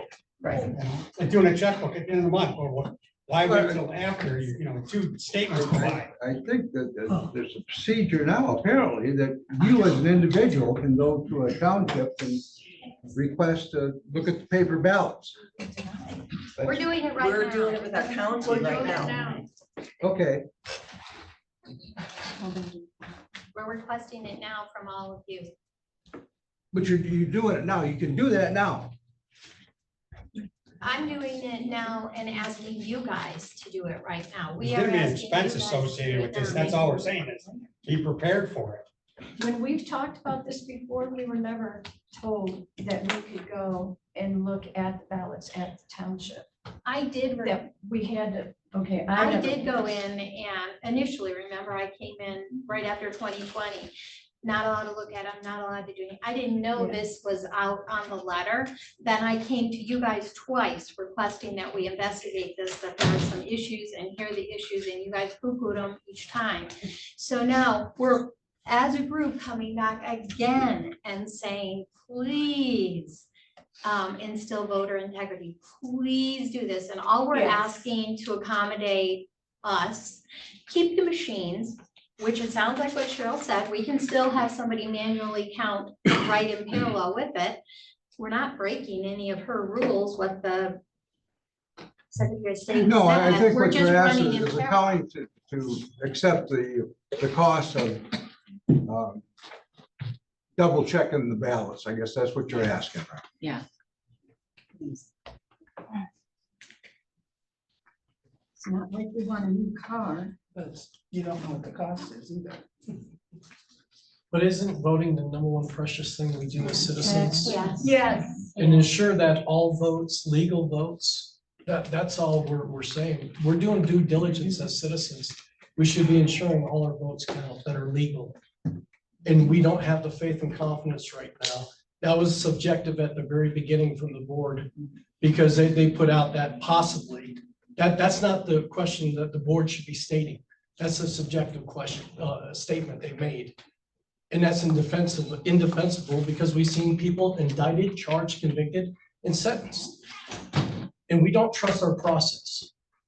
And this is just one way of ensuring that we trust our process. I don't understand the pushback, because we are all sitting here as concerned citizens wanting to ensure all legal votes count.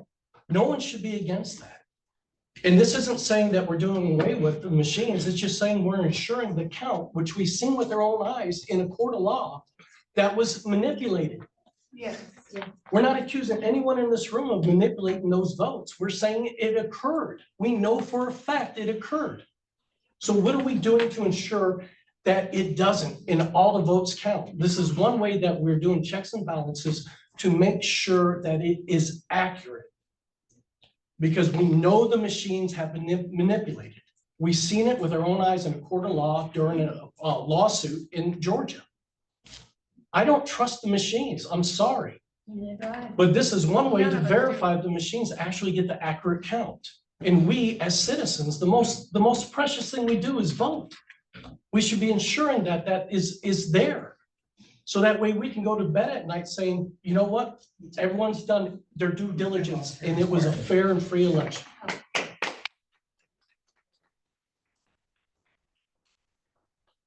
And you say that, there's not very many of us here. It's 9 o'clock in the morning in the middle of a week when everybody's at work. Not everybody can get off work to come to these. There is a lot more people that are. That would like to come. That would like to Let's come. do one of these at 7 o'clock on a Thursday. And some of us are precinct delegates, so we represent many people, not just one person. Just like you represent many people, we represent many people. I got something I'd like to say. Wait a minute. I know this is a very hot topic, and I do like to meet and greet with my constituents.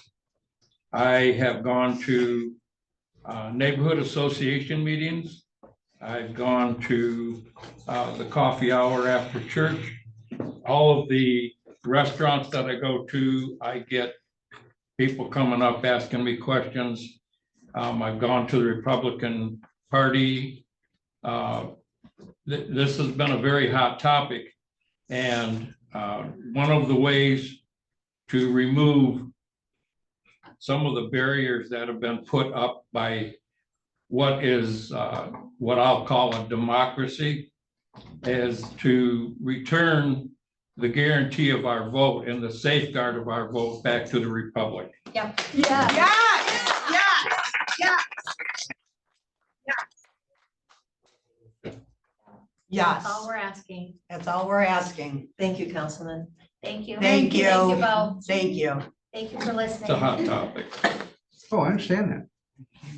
And what's the difference between the money that you'll spend and the love of your country and your people? This is our country. That's now. right. This is what we want. Yeah. Fair, Yep. fair. Yep, yeah. In the future, it protects your vote too. Some of you are up for election now, some of you will come up for election later. Just make sure that all of the votes for you count. And then what do we do if there is a discrepancy? Are we gonna follow the ballots that were paper or that machine? I have no clue, man. So we gotta ask Cheryl, what's the process when there's a discrepancy, when they tabulate them? When there's, when somebody contests it to vote, you follow. Count again. Count again. If it's 2 or 3 times it's right, the machine goes out. Well, it sounds like we don't have a choice whether we get the machine or not, because the government's saying we have to use the machine. We know the machines are corrupt. Okay, That's a fine. non-issue. We have. That's a non-issue. We have to use them. But, okay, fine, but this is one thing we can do to ensure voter confidence. Well, some states have went to paper.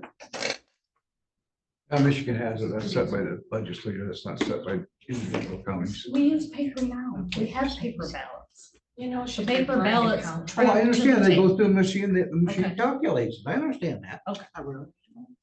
Huh? It's a giant scan. Yeah, that's what it is now.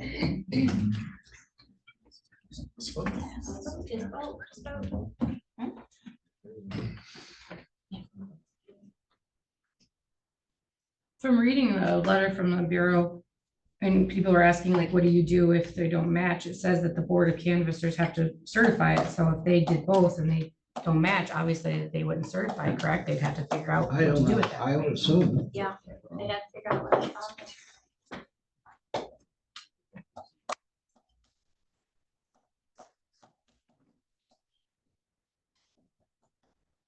Any more questions on that?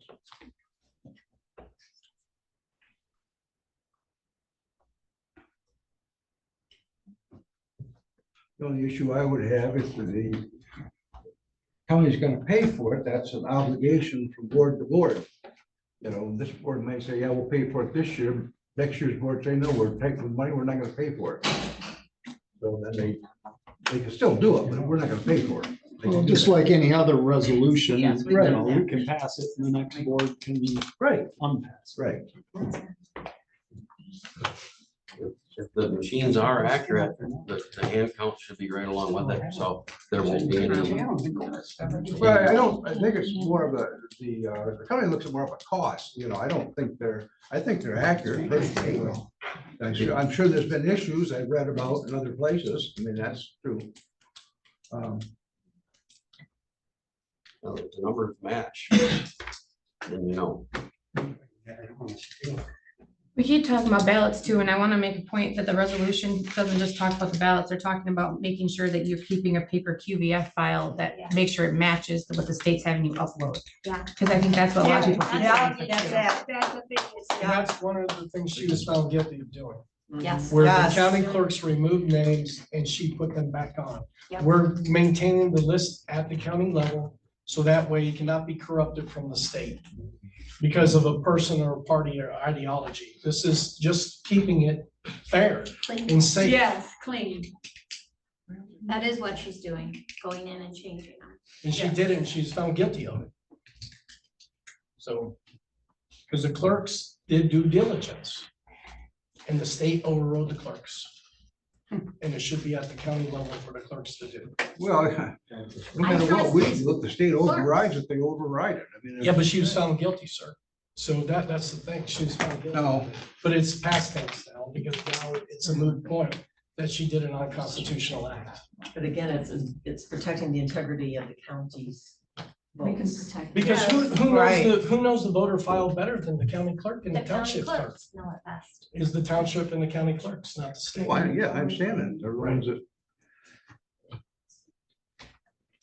If they kept a separate one, then they could cross-reference it and see what she's adding. Is she adding dead people? Is she adding people who moved? Because this is a history, she has a history of that. Well, I trust the county clerks more than I trust the government at doing anything. They know the people, they know our community.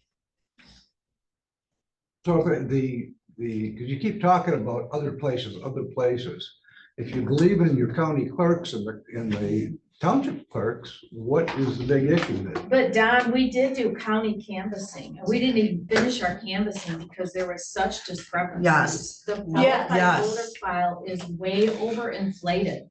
It is. Yes. Way Yes. inflated. People moving out of the county 16 years ago, 7 years ago. People bought the house 5 years ago. They didn't live there. All kinds of things. Weekenders. But that's an issue Oh, for your township then- level, not a county level.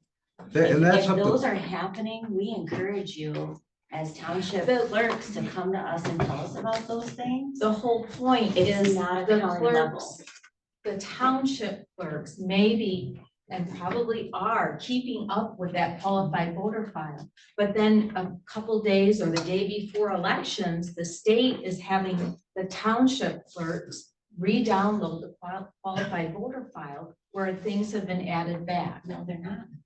Well, then what happened?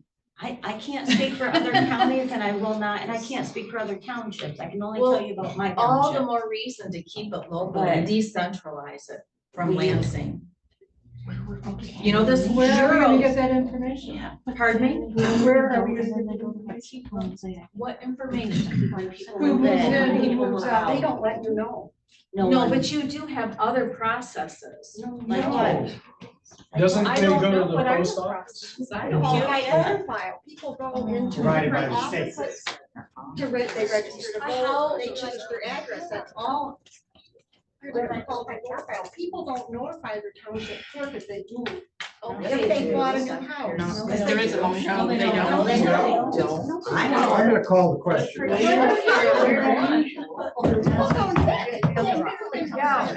Back on track. Let's get back on track. No, that's already. We're gonna call the question, which means we're gonna vote on the issue. So you're asking us to have another QVF file that we maintain in the office as well as what the state's providing. Is that what I'm understanding?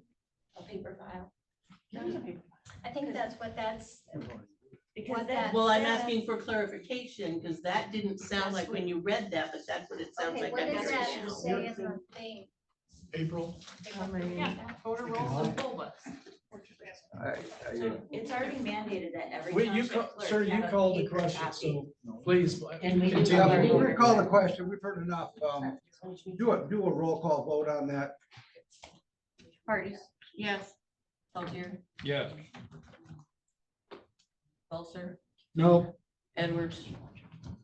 I don't have enough information yet. Some of the things were brought up. I'm gonna have to vote no on it right now until I have it. Get some attorney advice. Abstention. Did you call me yet? Yes. No. Motion to decline it this time. Well, thank you. Well, I got some issues for the attorney. I just. I don't understand what more do you want from us. You're too comfortable, that's a problem. No, but they all have to go up for reelection. I know, That's they're right. too comfortable in their position now. Public know how corrupt they are. Yeah. For further information of what you want, can you tell us what you need? I'm called the attorney. That's my questions are for the attorney, Okay. not for the public, it's for the attorney. Okay, because if there's more that, we've all volunteered many, many You too. hours. You have no problem doing more. Split work or whatever. Well, it sounds like they can do it now, but they want the county to pay for it. That's my understanding, if I'm reading. And we don't know what the cost. And the other cost is the cost. We have to go for For your cost. time, I appreciate that. Don, thank you for your time frame. I'm sorry. Time frame Really what? glad you're a better person than that. We can vote on this. Well, Thank you my for first support. of the week. Appreciate your time. Well, holiday and stuff, and So the next commissioner meeting. I think I don't think you can vote on something turned down for 30 days. This won't be on until. Okay. next So week. August, the first meeting in August. I ain't voting for Were you reelection. looking at 7A or 7-1? Seven. Okay, but that's 7A. Okay, got it. Maybe the recall. So it is No, I going. can't recall you the last 6 months. No, I think the last year. Okay, this time we're gonna move on.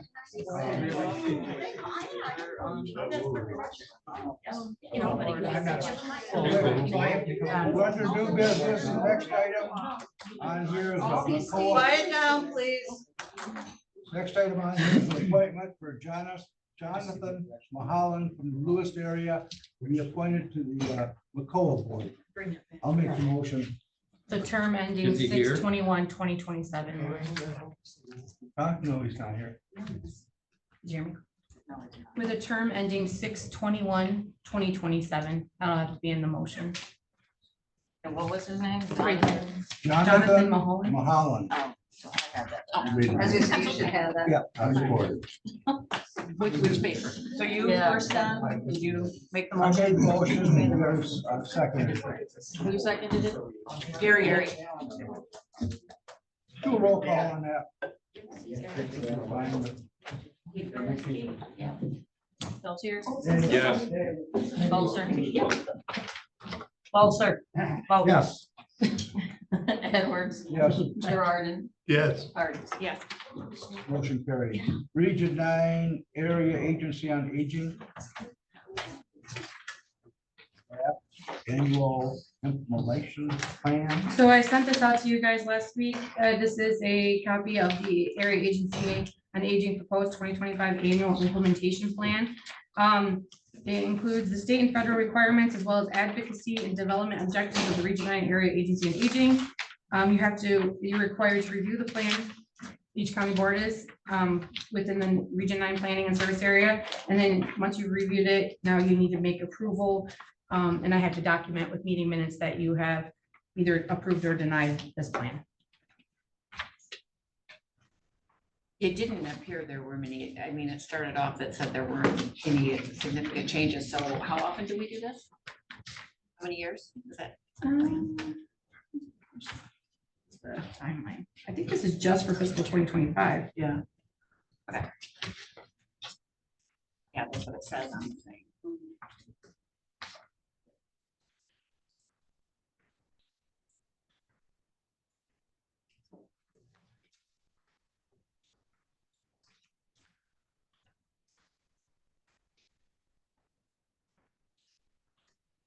Is that on a couple weeks, or you got enough information to vote on today? It pretty much hasn't changed. I reviewed it. Yeah. So, I don't- It said there weren't Yeah. changes. Or no changes. There's no monetary support. You're just. Yeah, right. Yeah, I don't see a reason not to. All right, I guess, I could make the motion, yes. I'll second it. any more discussion on that motion? Hearing none, call for a vote, all in favor, say yes. Yes. Yes, nays, motion Is carries. your motion what's your motion? To approve the Region 9 Area Agency. Right, Motion to approve the. To improve. I think it just says. Area Yeah. agency, agency savings draft. Draft fiscal year 2025 annual implementation plan.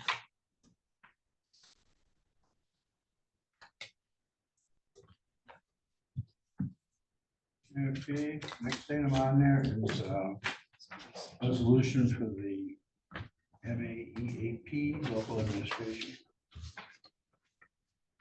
So this was passed on to us from other counties and it was to oppose the governor's budget reducing for me. But we also have the district manager for LPM Montmorency Conservation District here, Charlie Doan. If you want him to talk about this at all. he can. Sure. Did I understand that that kind of became a moot point? Once, yeah. Yes, sir, it did. Budget was passed and it started because MDAR's director recommended some things on MEET, the program for MEET. The legislature didn't see it that way. So they kept it where it's at for now, at least. Next year, coming up, as we go through the budget cycle again, we may approach the commissioners for a resolution. More importantly, frankly, is the budget line item for conservation districts in general is incredibly low, and that's what we're really arguing the point for the state of Michigan to actually fund their conservation districts at an appropriate level.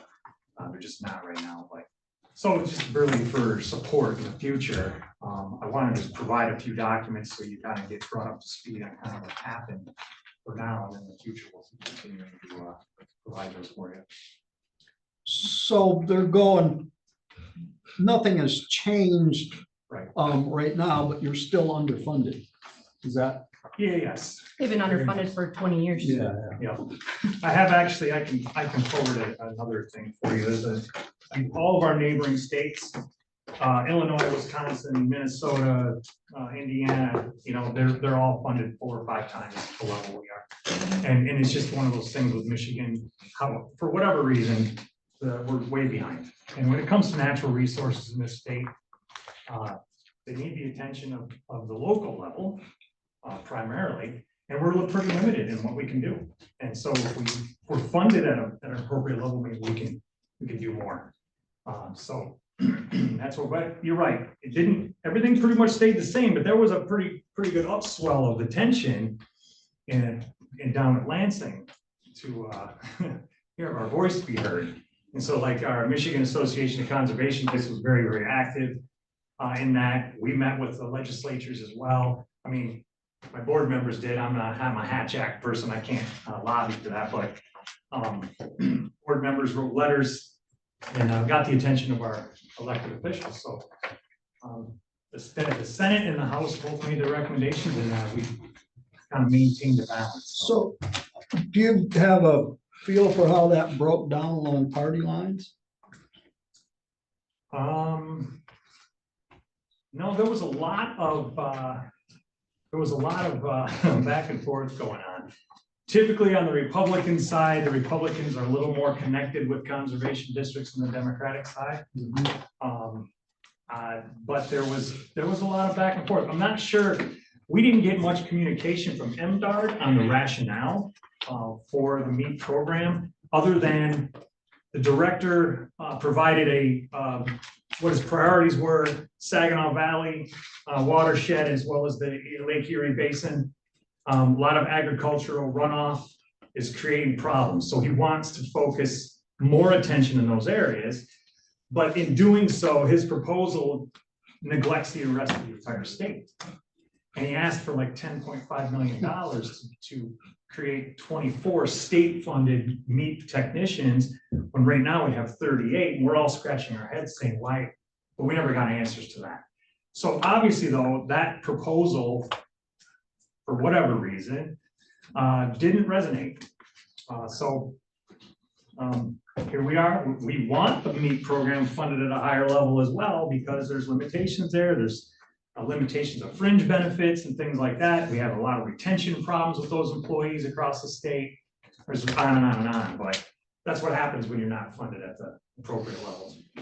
We do have a number of grants that run through us, but the state itself is $3 million is what they passed in the budget.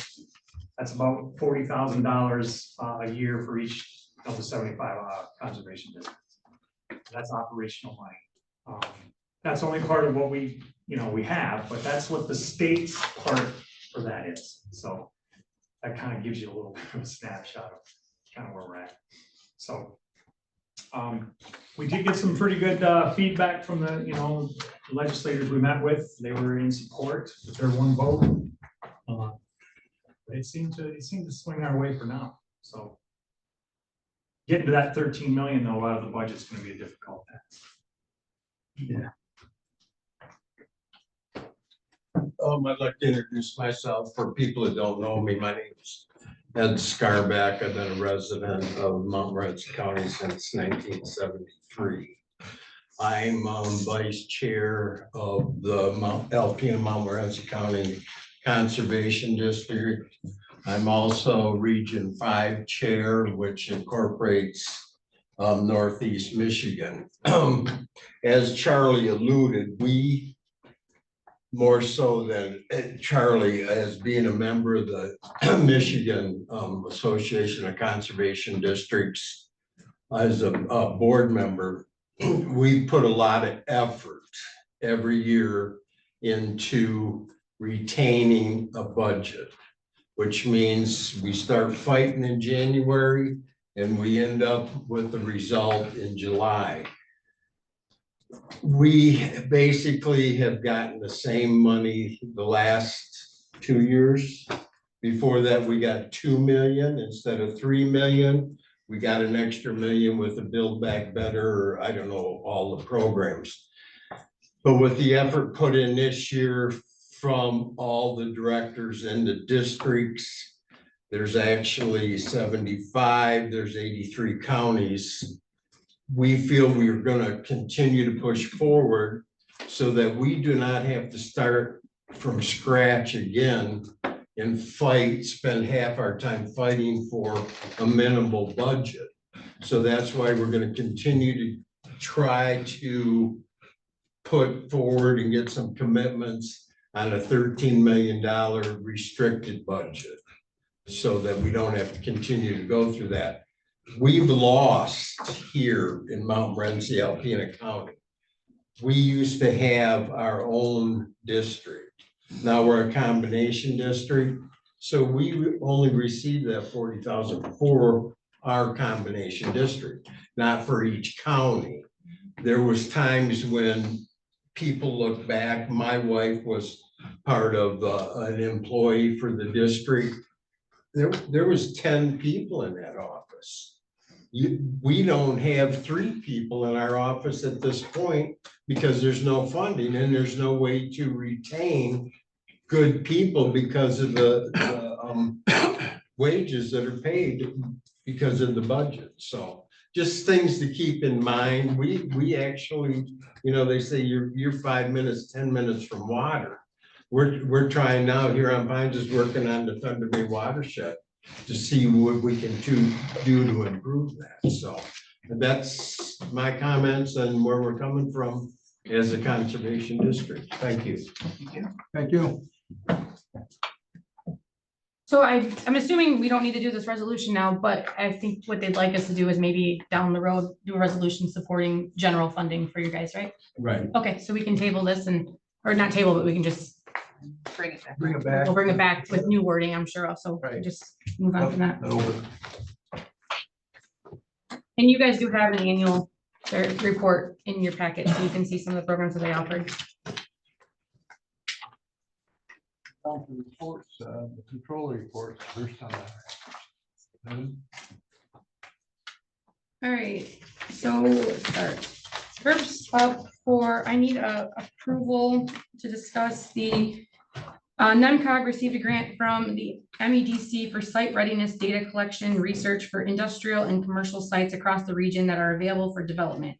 They have approximately $109,000 to distribute across the 11 county region. They took the total population of the region, which is 206,460 individuals, and divided into the available grant dollars. With that, each county will receive an allocation based on population. So Montmorency would be allocated $5,105.60 to put this information together. We can either choose to use that money and do these site readiness checklists, or we can just give approval for NEMCOG to do that for our county along with these other counties that they'll be doing it and use that grant money to do that. So since we don't have a local EDC board or group at this point, I need a motion if we're okay with having NEMCOG take on that responsibility for Montmorency. Let's see, if some other counties, don't make the motion. Support. What's your, NEMCOG gonna do it. what's your Do this motion? Motion to approve NEMCOG to do the site readiness data collection and research for Montmorency County.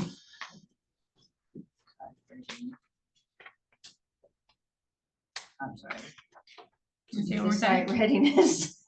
Site readiness data collection and research for Montmorency County with the grant they received.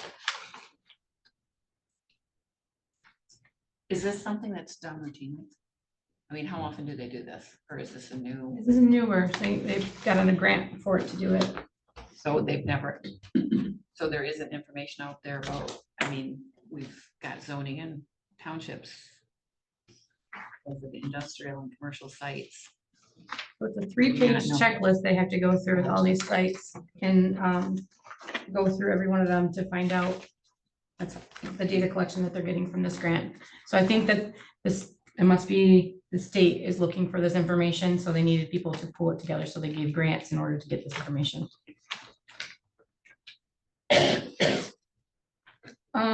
Next up. We need, we gotta approve your motion, sorry. Wait, who seconded that? I did. Oh, Delvin. yeah, most we have a second, more discussion. Hearing the call for vote, all in favor, say yes. Yes. Yes. Nay, Do a roll call. You don't have to. No, That's what it money. I vote yes. motion carried.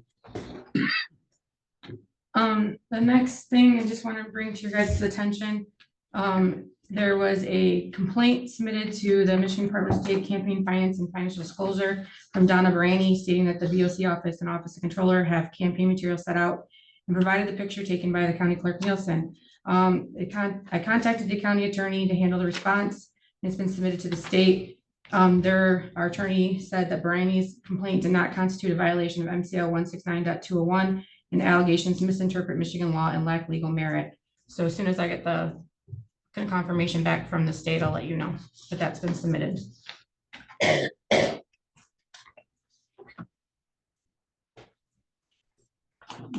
Next up is the opioid settlement. We have a new settlement with Kroger being added to our settlement. So another payment will be coming in from Kroger. We already have motions put in place that allow us to add on new settlement arrangements. So I just have to sign the documentation when it comes in saying that we're okay with that to come in. So they'll be sending us an approval agreement and then they'll give us a funding schedule to let us know. So we don't know how much. Not yet, no. Yeah. Also on the opioid steering committee, we have, we met together, we sent out emails and communication. It's decided that the steering committee is not going to be meeting anymore. We're going to leave just the funding decisions to the board to do. We have that funding coming in. We'll still allow money to go out on requests and have a form come in. So you guys will have request forms that you'll have to approve at different meetings that come in throughout the year. So it can go, we'll have to make sure and review that it's in following that Appendix E that tells us how the money can be spent. The big issue is we were helping do these peer meetings. And it was getting to the point where we feel like the county might be getting some liability by doing that, by the person who's either running a meeting or taking people to the meeting, and we just wanted to stay out of it. So we're gonna let the agencies who handle the peer recovery things do that. So we could provide them with the gas cards if they want to give it to their peer groups, but we're not gonna be dealing specifically with the meetings. We can pay for the rental for the buildings for them to hold their meetings, but we're just not gonna have any liability with the people working in those meetings, just because the county should stay as the funding part of it. And the committee kind of all agreed that they saw that becoming a problem. Are we gonna do that yearly? Are they gonna be asked if, for example, the rent? Are they going to resubmit that annually? Yeah. The next thing is we have received continuing professional education from MCOLs. It's required by the state now that we're basically being appropriated funds to support implementing required in-service training standards. So we received $8,500 for fiscal '24. And next year it should be more, but it's always going to be based on how many full-time employees that we have that are MCOL certified. And then in this money, it's strict guidelines on how it can be used. So it can be used to help pay for salaries or training costs, but it's definitely tells you which training costs it can do. So it's just came in, we just received the $8,500. So now we just kind of have to send all the requirements. I'll send over, I'm sure, have you received a copy of it from the state already too? So just they'll have to, the sheriff's department will have to work with their deputies to make sure they're hitting the requirements, and then we can use these funds to pay for those costs. We did set up a separate department and line so that it's tracked, so because you have to, it says in there, you have to have a different account that shows exactly the money coming in and what the money is going out for. So that's done. Next up is we have the contract with Enterprise. And in there, we chose to use our in-house maintenance and so that our mechanic would be trained on the system and have it set up for the county.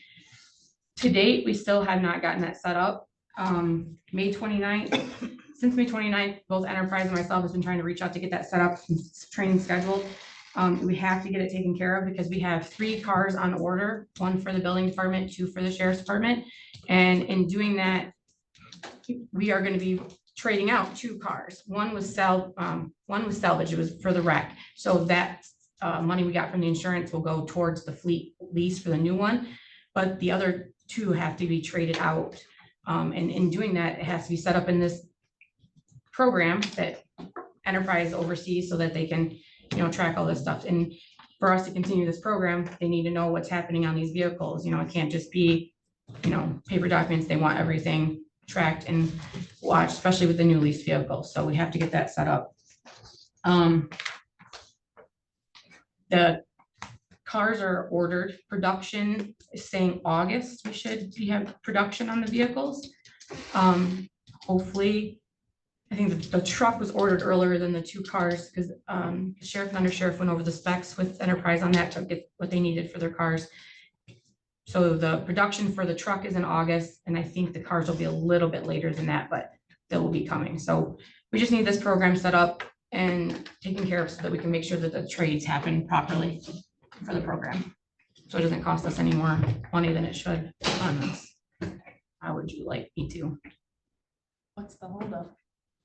Have you reached out to Bernie? Yep, our office is called and emailed. We don't get responses. Enterprise has 2. I guess send him a letter.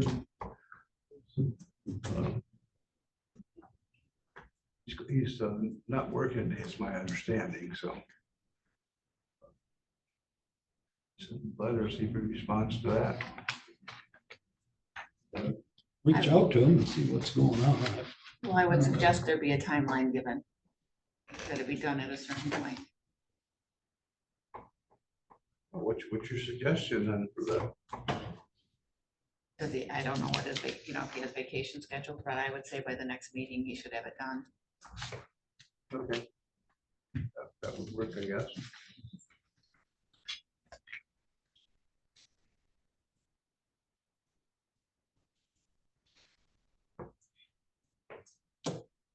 All right, another letter. For the 23 qualifying statement that was submitted to this treasury and has been accepted, and it was approved saying we were in material compliance, so no issues with qualifying statement this year. For our audit, all audit reports have been sent to the treasury. Pension and OPEB reporting, the form 5572 has been completed. There's no corrective action plans in effect anymore. I will note that on our form 5572, it does flag that our OPEB fund is considered underfunded status. So they will monitor that every year and make sure that it goes out of that underfunded status. And if it continues to stay in underfunded status, they would put another corrective action plan on us. I will say that the motion you made at the last meeting to put that money into the retirement funding vehicle should satisfy that underfunded status issue. And we shouldn't have any issues moving forward, but that's one of the things that was flagged with that, which we knew was gonna happen. The retirement health funding vehicle was originally set up in May of 2010. No funds have been put in it to date, so that's why moving that money now is what they were asking us to do, to utilize that fund. Every year we'll have to continue to put the form 5572 in so they can review the pension OPEB liabilities. And then, like I said, if there's any other discrepancies, we'll get a corrective action plan, but right now we're all good. Every one of the form 5572, our audit report is all up in the qualifying statement letter, are all posted on our website with our financial documents. So you can see any of that stuff that you need to. And the final report from the auditor came in and is up there as well. The RAP grants, we went through a bunch of different accounts payable invoices, went through the guidelines, and we submitted RAP grants to get back of $72,421.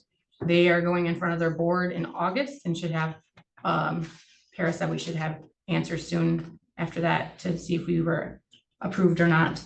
In those RAP grants that were submitted, we submitted a bumper guard one for $500 for the new vehicle that was purchased just recently. We were able to get live scan subscription for $3,495. Storage infrastructure security for $40,000. So that is when we switched to the new IT company.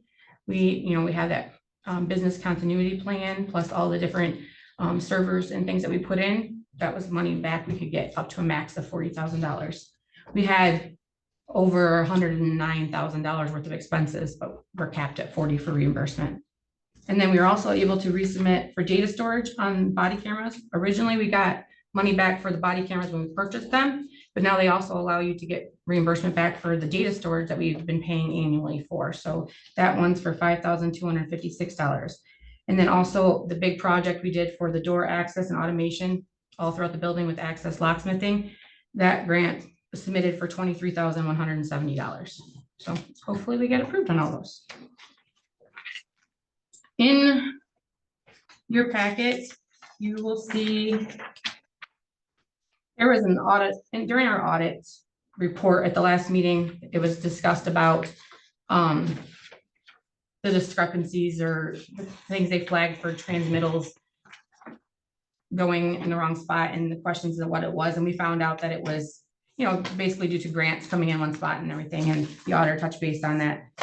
But after the auditor gave that report, she sent communication to both Sherry and I, and that's why Sherry sent out the transmittal process procedures to all the departments and staff. And I'm also going to send out the memo that you see attached here to the departments and staff. It's just basically going to understand, like, here's the policy on contracts, here's the policy on grant submissions and applications, so that it has to come in front of the board for approval before it can be done, and then would be processed in the treasurer's office, not going in different separate departments. And then also the auditor made it very clear that they want to remind departments if there are any questions pertaining to audit or process of the county, that they need to contact us. And then if they have an issue and we can't answer it for them, then we'll contact the auditors, because if we contact them out of the auditing schedule, they will charge us hourly. So she doesn't want to incur hourly charges for the county without board approval. So she wanted to make sure to let you guys know that. So I will send them out to all the department heads. Other than that, just letting you know, the annual meeting for MIRMA is August 22nd to the 24th at the Grand Traverse Resort. We did receive the fiscal 23 MERS actuarial report, which came in like 2 days after the audit report was done. So I'm glad we didn't wait for that this year. I haven't reviewed it yet, so I'll let you update on it in the next meeting. And then also all the notice of intents for the materials management has been submitted, and we are all set there. That's it for me. April, I'd like to revisit the campaign material section there. So what are we doing in that regard right now? as far as campaign material. So when Set out for. that occurred, I was on vacation and I got the email and the picture from Cheryl. I called and I said, okay, have it in there. It was, people had brought it in and gave it to the office.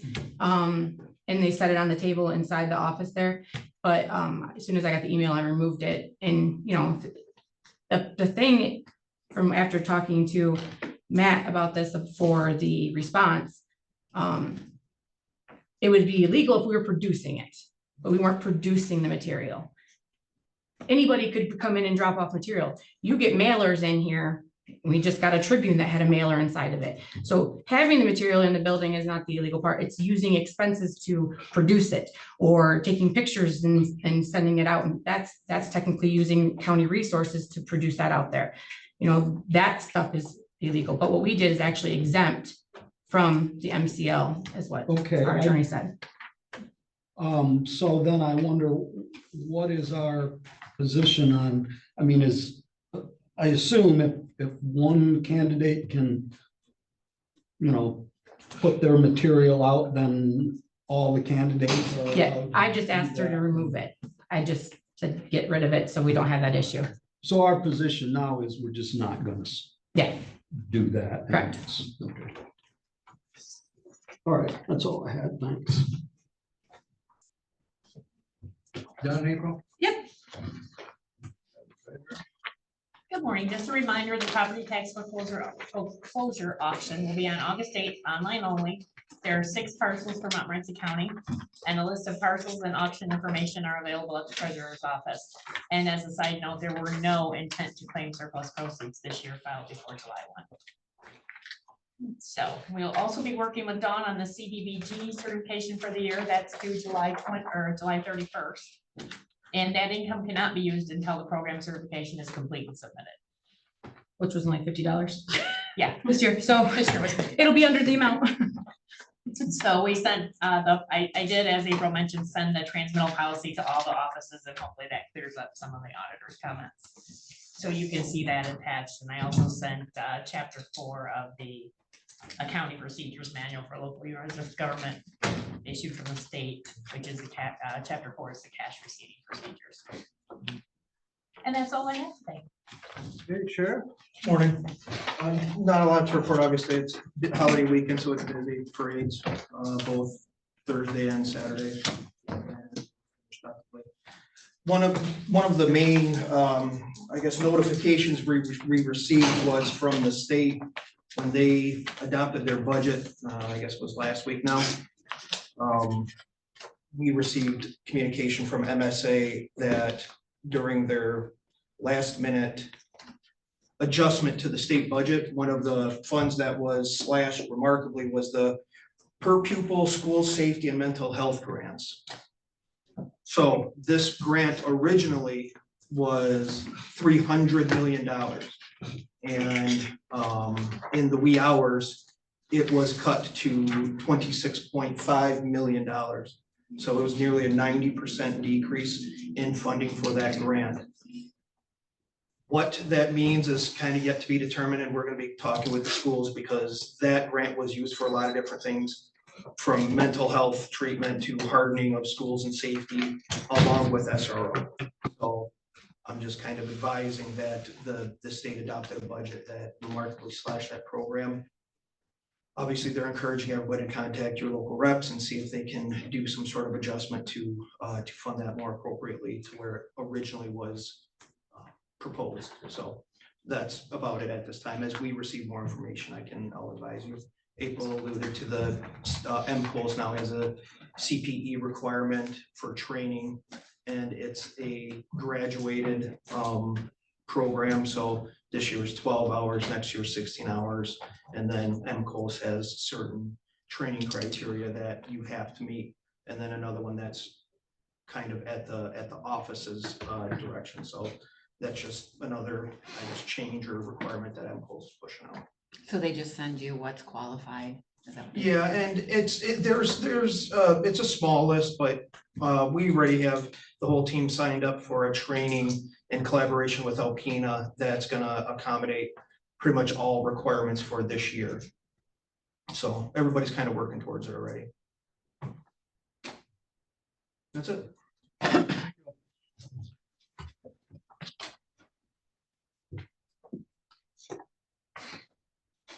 These standing committees, I think we're there. You want to skip, let's do the close first.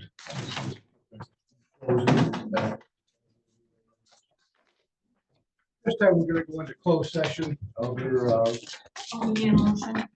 You need a motion. I'll make the motion to go into closed session. I'll second. all in favor, You need to say state what it's for. It's for discussing your union bargaining. Yeah. For union bargaining. aye.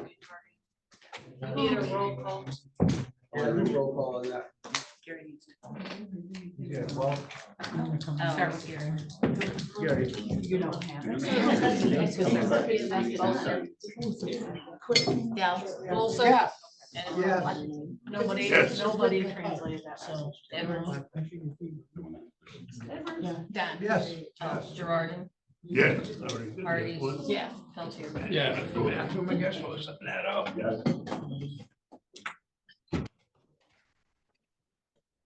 I am.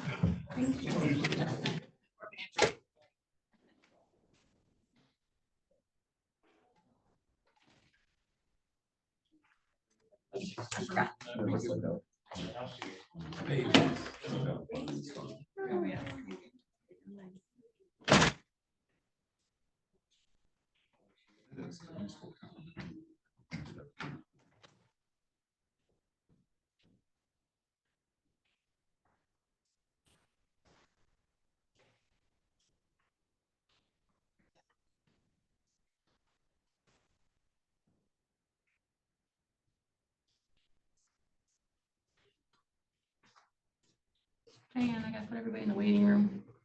1 second. It'll take me a second.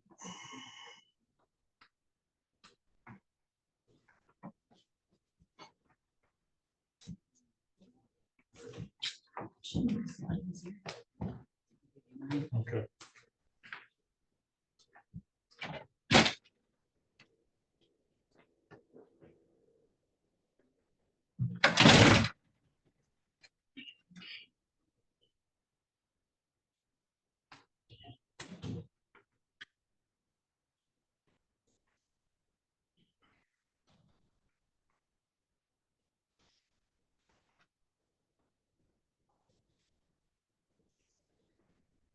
Working on getting them in there. I'm trying to put everybody in the waiting room. Yeah. Need a couple minutes, Beth? No, No, no, I'm good to go. a couple. Yeah.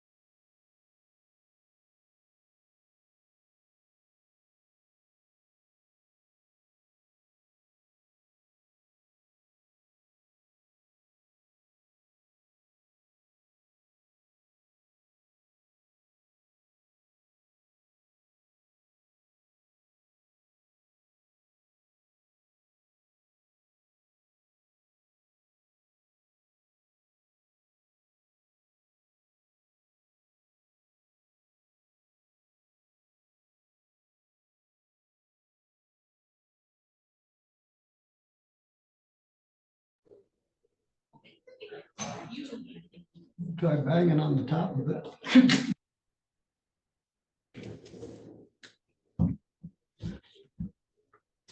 There, now I got it. We're back. Make a motion to come back in session. Okay. But we're back in session. Ready to go? Yeah. All right.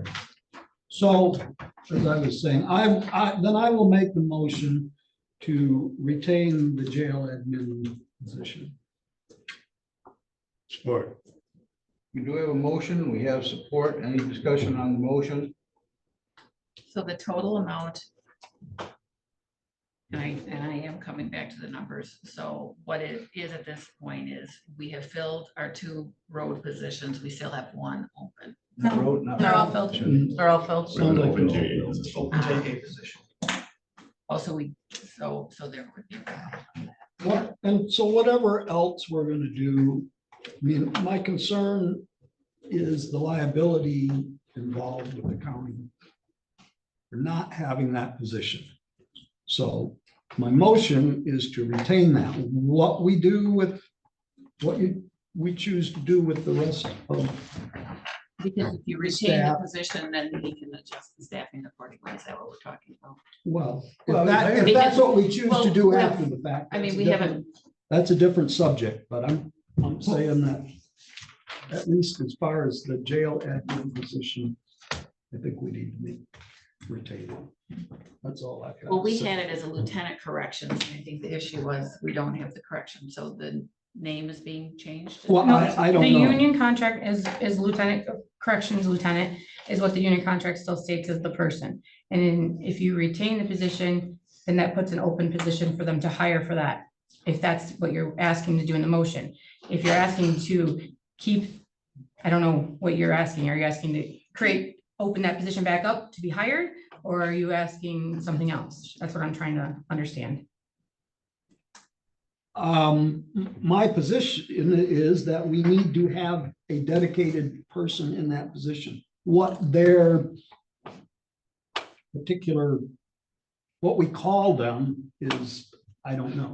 I said a jail administrator. But you need to clarify your motion is if you're asking it to open the position to hire, or are you telling them to utilize current staff? That's what you need to clarify in the motion, because what you're saying right now is not that.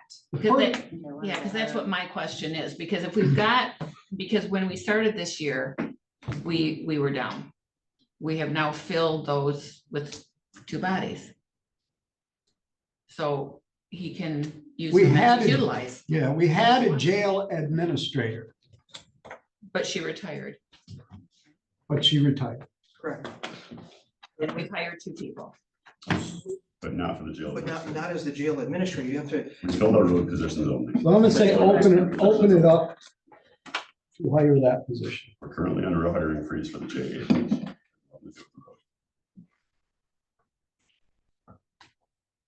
And we already second on that, so.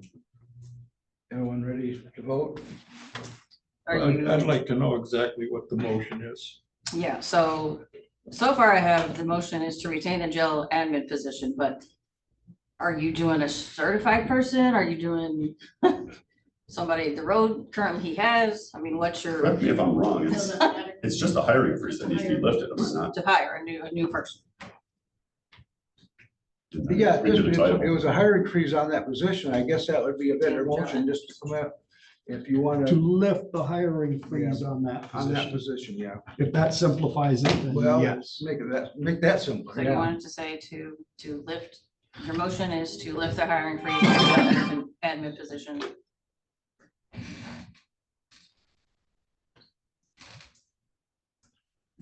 I still support it. So. It has a name in it.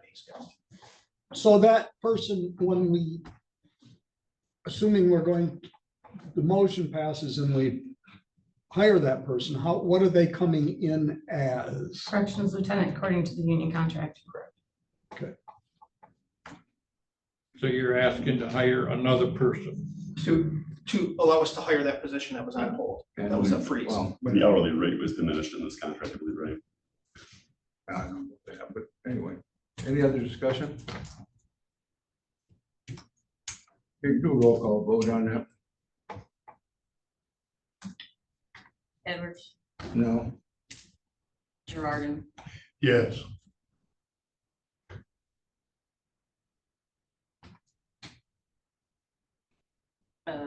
Parties, No.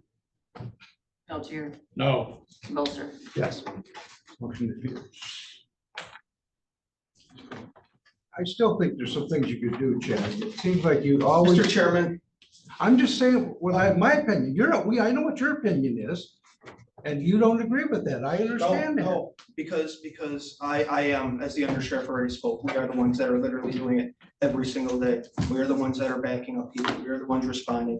And whether you want to sit here and look at a schedule and act like you can control what's gonna happen I don't and want what to that control staffing looks anything. like, and we're just gonna say, you're diminishing the office of sheriff, is what you're doing. Well, that's your opinion. That's what just happened once again. Don, is there any information that you feel like can be gleaned from our office that would help you come to a position that you might be open to changing your mind on this? Because Well, not the lieutenant position, at whatever that pay was. But I may come out there and sit with you and look it over.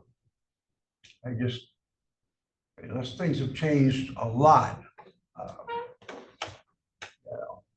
I can't see where you couldn't do some things to make that work with what you have. That's my opinion. So to satisfy the bargaining conversation, you need to make a motion to, if you're gonna say you're removing that position completely, or are you wanting it to be a joint position and utilizing current staff, you need to make that kind of decision, because that was part of the union bargaining conversation. We have to satisfy, like, because we just froze it. So in order to satisfy that, you have to like say you're, as the board, you're removing that position, or you're making that position a split using current staff. Like, those are your two options, if you're removing the freeze. So we can satisfy the grievance. Well, I'm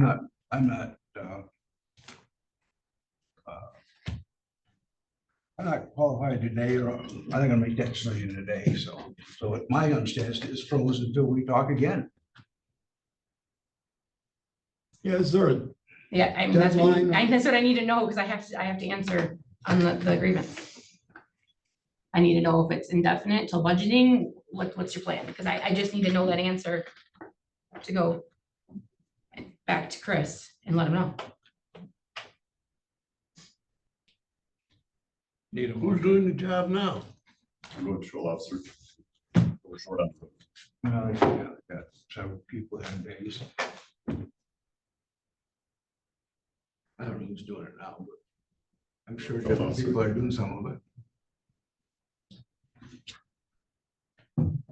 Well, the motion went down, so where are we at then? You just need to make I guess maybe a motion or clarification on the motion that you're denying it until next budgeting, or if you're gonna remove the position, or if you want it to be a joint position. I just needed to have some kind of clarification to go back and answer the grievance. I'll make the motion, we remove the position completely.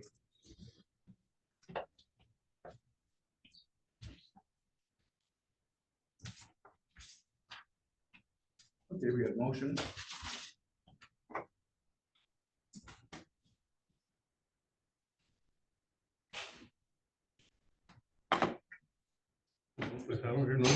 No, that's it. Bills for. I think we're just gonna keep it froze right now. Well, I Until- think I think the point is you need to say something. I could see making it a joint position, because there are probably times that it's definitely needed. If it could be you said a joint position, how does that look like? You can just, it's no different than detective lieutenant, I guess. Okay.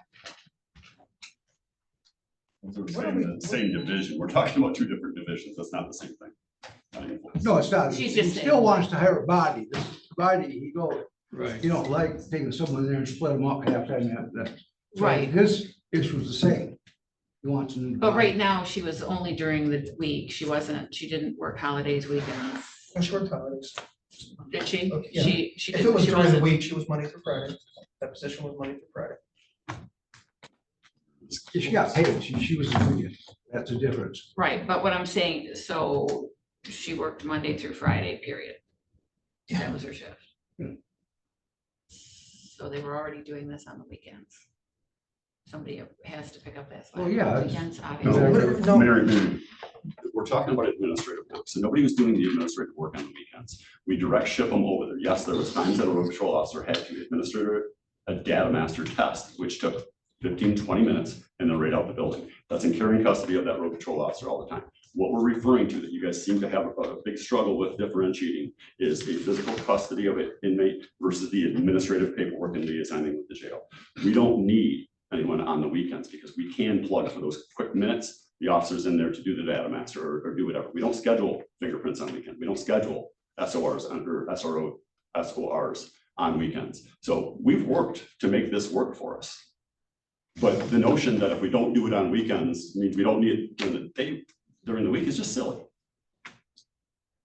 But we're up to staff from where we were, actually up one then. We were down staff. I mean, that we. Well, we're we had up been total trying to staff. hire- We're up total staff. Yeah, but we're still down the one we didn't replace. It appears that you guys have made up your mind and there's not a whole lot of dialogue that's gonna make it impact, so. It's frustrating.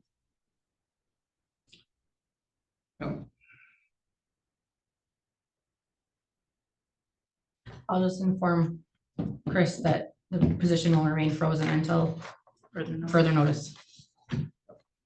That'll just take care of it, so. And wants a official answer with next meeting, I guess we can give it that. Okay.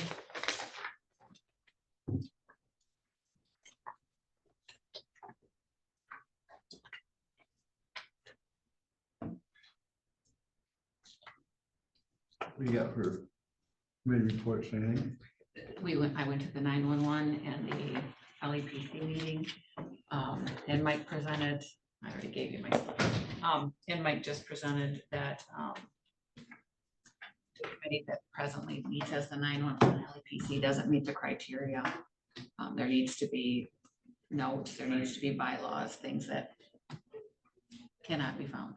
So if they've existed, they've probably just got misplaced or in the process of going through a couple of people, nobody knows where they are. They're obviously not on the computer. So he's in the process of looking.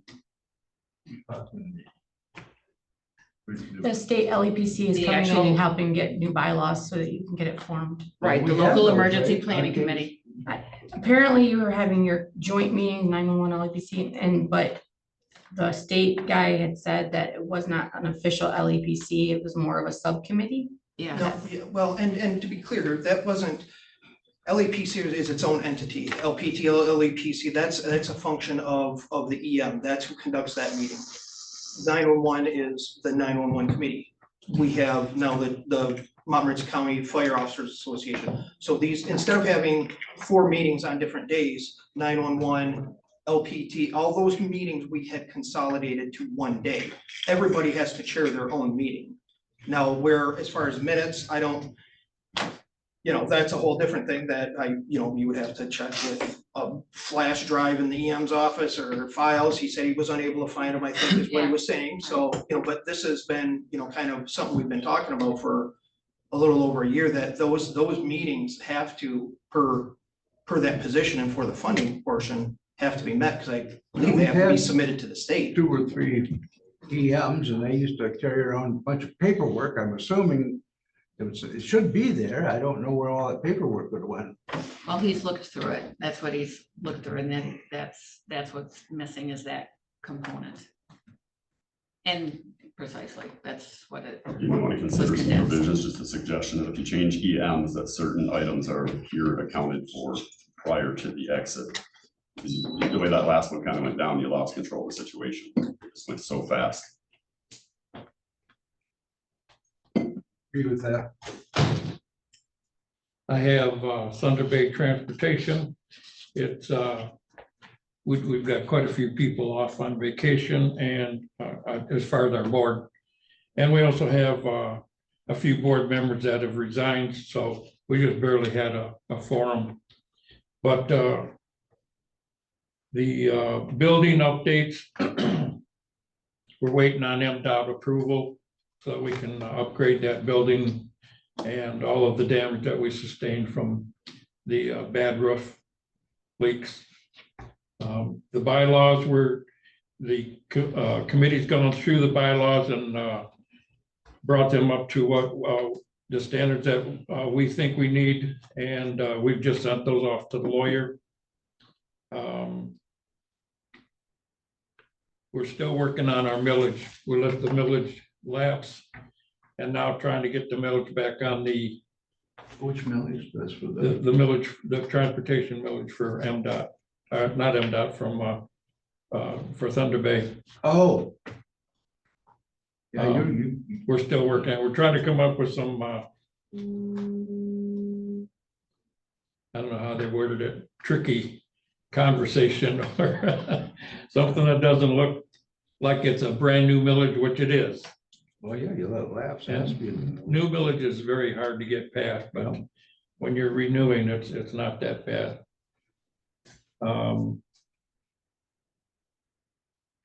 We did lose that bus in that accident, and that's being hauled off.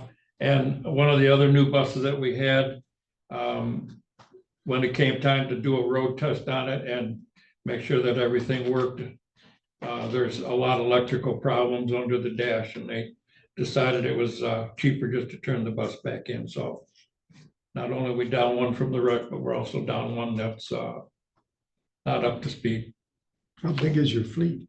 I'm sorry? How big is your fleet? That keeps going up and down. I'm not exactly sure right now, but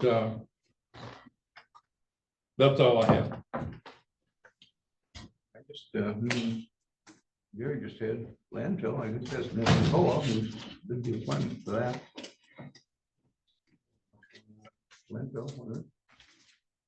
I'll let you. I don't want to steal your thunder. Yeah, I think there's 5 million gallons close to it that's been pumped down the hole. Wow. Which is quite impressive, since we've had that open, so that's a big savings for transport. Oh, yeah. So you had landfill and, just landfill, or what else did you say? Macoa. Finance. Finance, yeah. Fine. What was that? I had finance and the landfill, and since Mr. Edwards has already discussed it, ain't no sense in me saying anything. And I have nothing.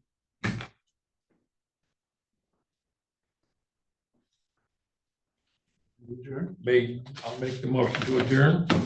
Support. Aye, all in favor, say aye. Aye. Aye.